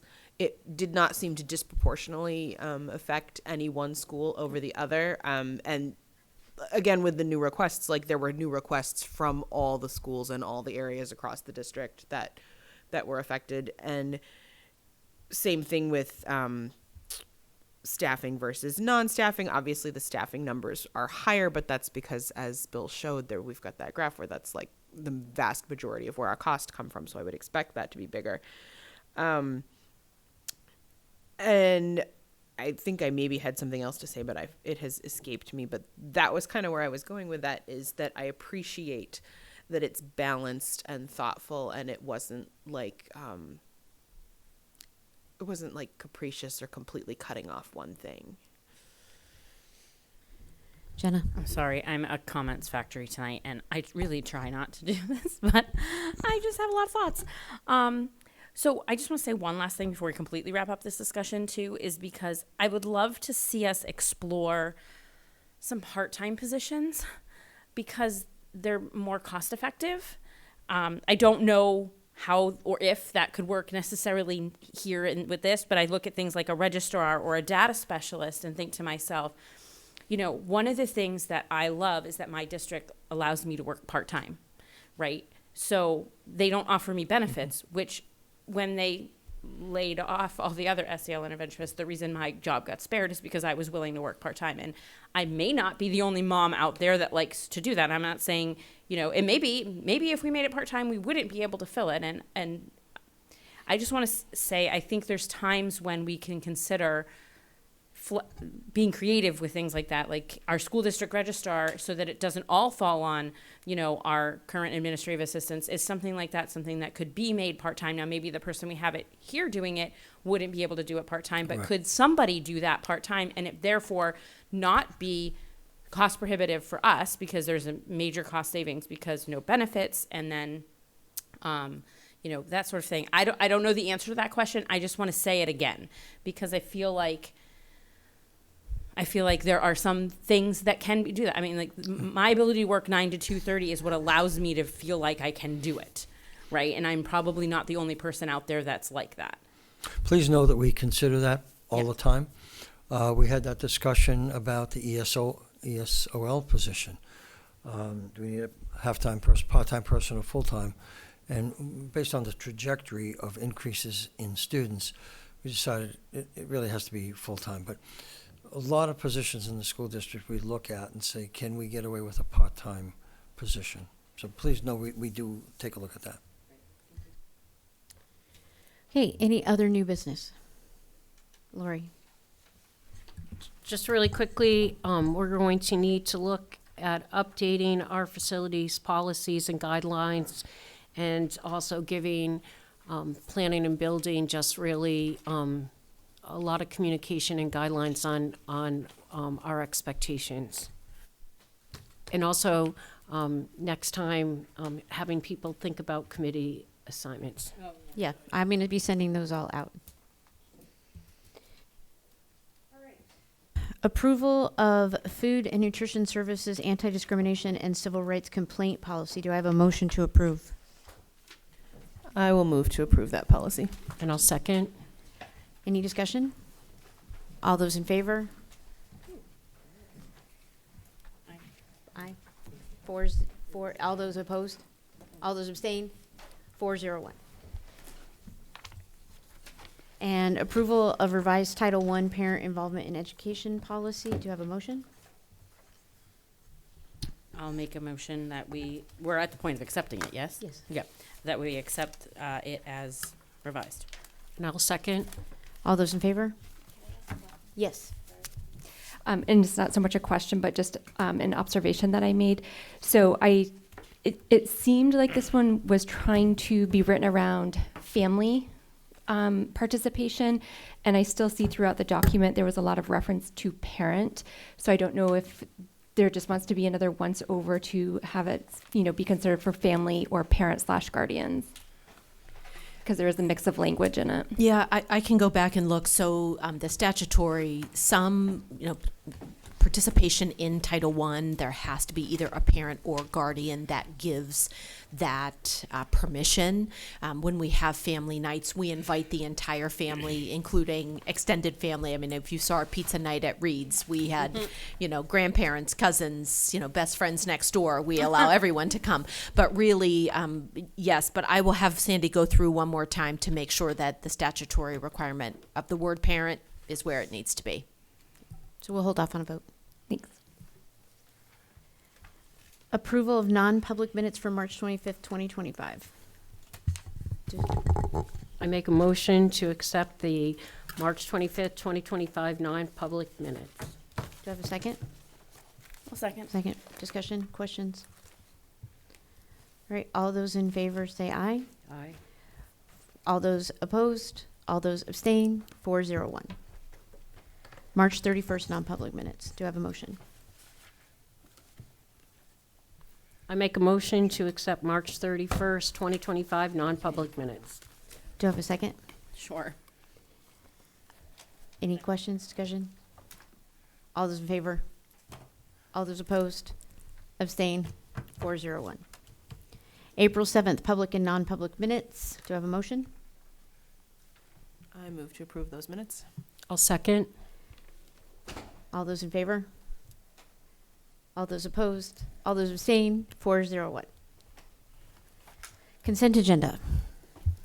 Okay, there's a lot in your packet tonight, so we'll start with the resignations. And we have 3 resignations tonight.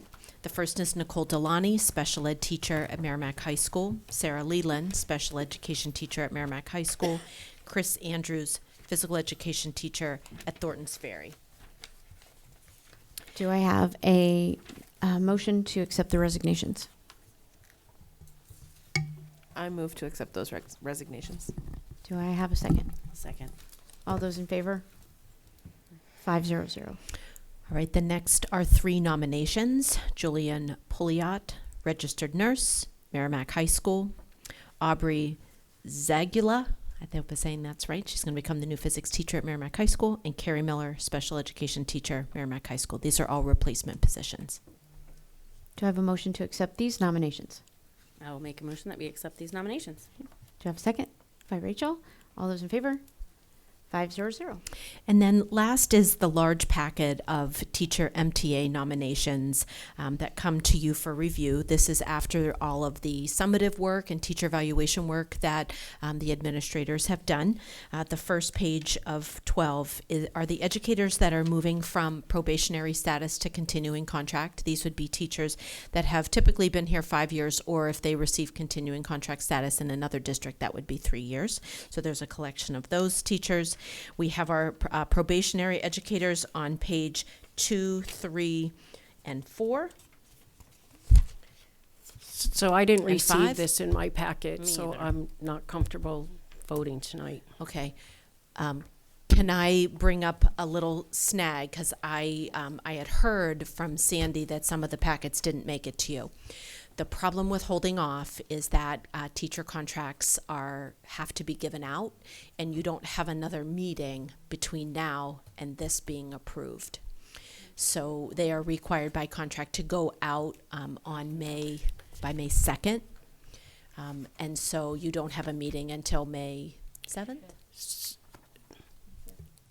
So in the past, and I don't know when, we used to go through everybody's name in non-public, and then, just have a discussion. So to not receive that, I don't know what to say, but I wish I would have received it, because I think it's really important that, I agree. This is very important work. It's not. The option is to have a non-public this week. We'd have to have it this week.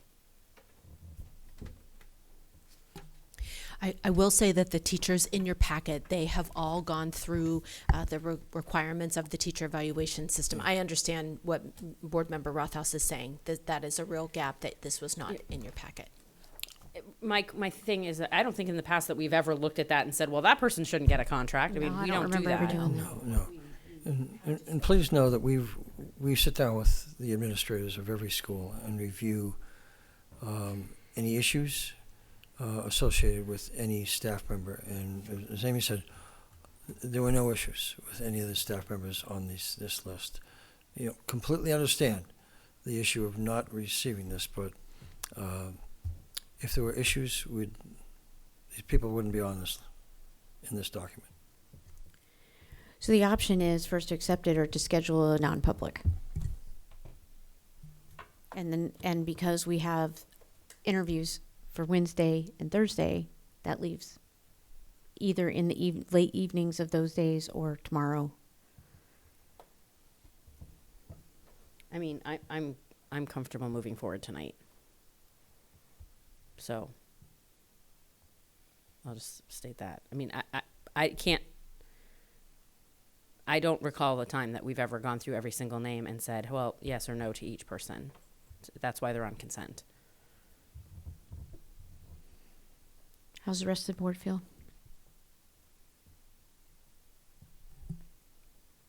It's all continuing contracts. I'm good with going forward tonight.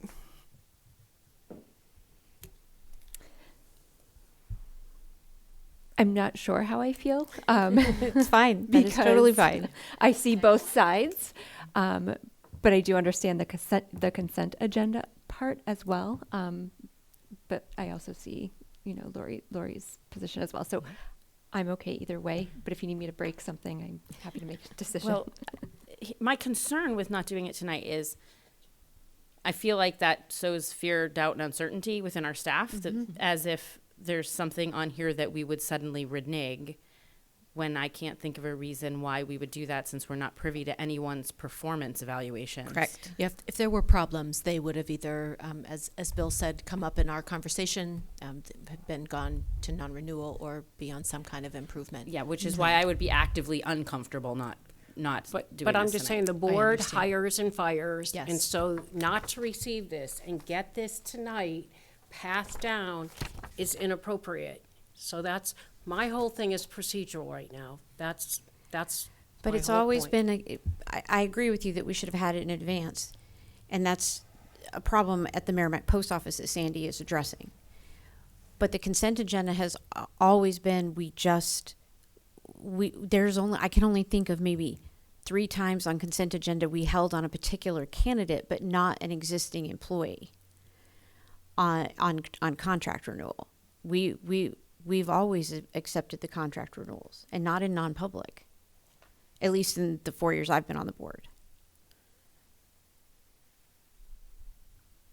And again, this was not a Sandy issue. This was a post No, office this is a issue. post office issue. The post office sent our packets from Merrimack to Manchester, Correct. so they did not reach us in And she time. did speak to the Postmaster General, and they are trying to figure out what the problem is. So I'm comfortable accepting this because administration does the evaluations and makes the determination of renewal or non-renewal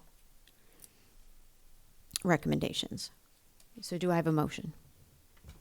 I'll make a motion that we move forward tonight with the consent agenda as presented. Do I have a second? I'll second. All those in favor? All those opposed? 4-1-0. Committee reports. Lori. So I have Parks and Rec. So the Parks and Rec, if you go on their website, they are doing a survey for after-school programs for parents. Again, they talked about the fields not being open. And Matt Kasparius also won an award for being an outstanding Parks and Rec director. I'd also like to add that if you get the emails like I do, you should open them up because they have some really cool things happening. My husband and I signed up for an archery class. So there's some really cool things there for every member of the community. I had 3 committee reports. One was professional development, and as I was pulling into the parking lot, I received a phone call, actually from a Merrimack parent that took my attention, and it was just, I was in traffic, and I didn't even make it into that meeting. So, Amy, would you like to follow up with that committee report? It was fine. We approved what we typically approve and discussed what we typically discuss, which is reimbursements for teachers that have gone through their reimbursement process and provided the documentation that we need, and awarding hours. We also were a little busier because it is recertification time. So if you have a license through the DOE every 3 years, you're required to renew it. And so there were a lot of conversations and discussions about making sure that those people that are recertifying are going to get over the finish line and recommended. And then we had a joint loss management committee meeting. This is where we look at the claims against the district for slips, falls, student incidents, and those kinds of things. We have an 11% reduction in our slip and falls claims, which is good. It's a testimony to our maintenance team and the work that they do to make our facilities safe and our parking lots safe, especially in the winter. We've had an increase in incidents with students. And we are continuing to work on reporting procedures and having staff and teachers report those incidents in a timely manner. And then today we had a wellness committee meeting. This was a restart from a couple of years ago. I was on the wellness committee the first year I was on the board, and then we were still permitted to meet on Zoom, and then it kind of fizzled out. And so this was a restart. It was a very large group. Amy led the committee today. We began to go through the policy that was updated by this board in 2023. There will probably be some recommended changes to that policy as the committee continues to do its work, particularly around celebrations. And we had a long discussion about that, had a lot of exciting collaboration around that. And we will be meeting again next month to continue that wellness work and getting that committee all up to date. So those are my committee reports. All right, correspondence. I had a couple staff members reach out to me to tell me about things that they were concerned about, and I told them where I thought they could go to have their questions or concerns heard. And I've had a couple parents reach out to me about various issues, and I have pointed them into the direction of who they need to speak to first before speaking to the board. But I made it clear that if they did not fully resolve the issue, that they could come to me. But so far, things are working well by forwarding those on to the appropriate person to handle. I did have a couple of correspondence from people about the election results, and people who were disappointed about the budget, worried about what the cuts might be. And I said to them, well, at the time, the decisions hadn't been made and the list hadn't been created yet. So I told them to tune in tonight. Comments from the board?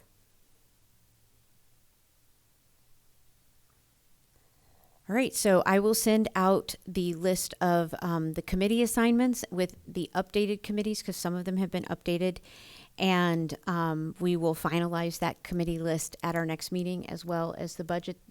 Those will be our two big old business items for that agenda. Now I will open up for public comments on agenda items. So if you would like to come speak on agenda items, you may come back to the microphone and state your name. And if you're a student, you do not have to tell us your address. Thank you. My name is Matthew Brown. I'm a student. I just wanted to provide a little bit of insight about the discussion about, advanced learning for our students. Myself and a couple other students have been participating in an ELO where we taught French and Spanish to upper elementary schoolers. I think that was an incredible program, and I think it's a real model that can be used to help other programs while we face sort of a difficult budget cycle this year, last year, hopefully not in the future. involves high school students. So for me, as somebody who really enjoys French, I'm in French 4, going on to AP French, I had to sort of revisit some things like basic French, colors, numbers, stuff like that. And it also was really beneficial to the students, who I think learned a lot over the course of the program. I also think it's in our strategic plan, the committee that I was on with a couple of you here, to provide for more student opportunities from older students. So I think that might be something that the board and administration considers as we look for different avenues to give students extra enrichment. Thank you. Thank you. I will entertain a motion to adjourn. So moved. All those in favor? 500. Thank you and good night.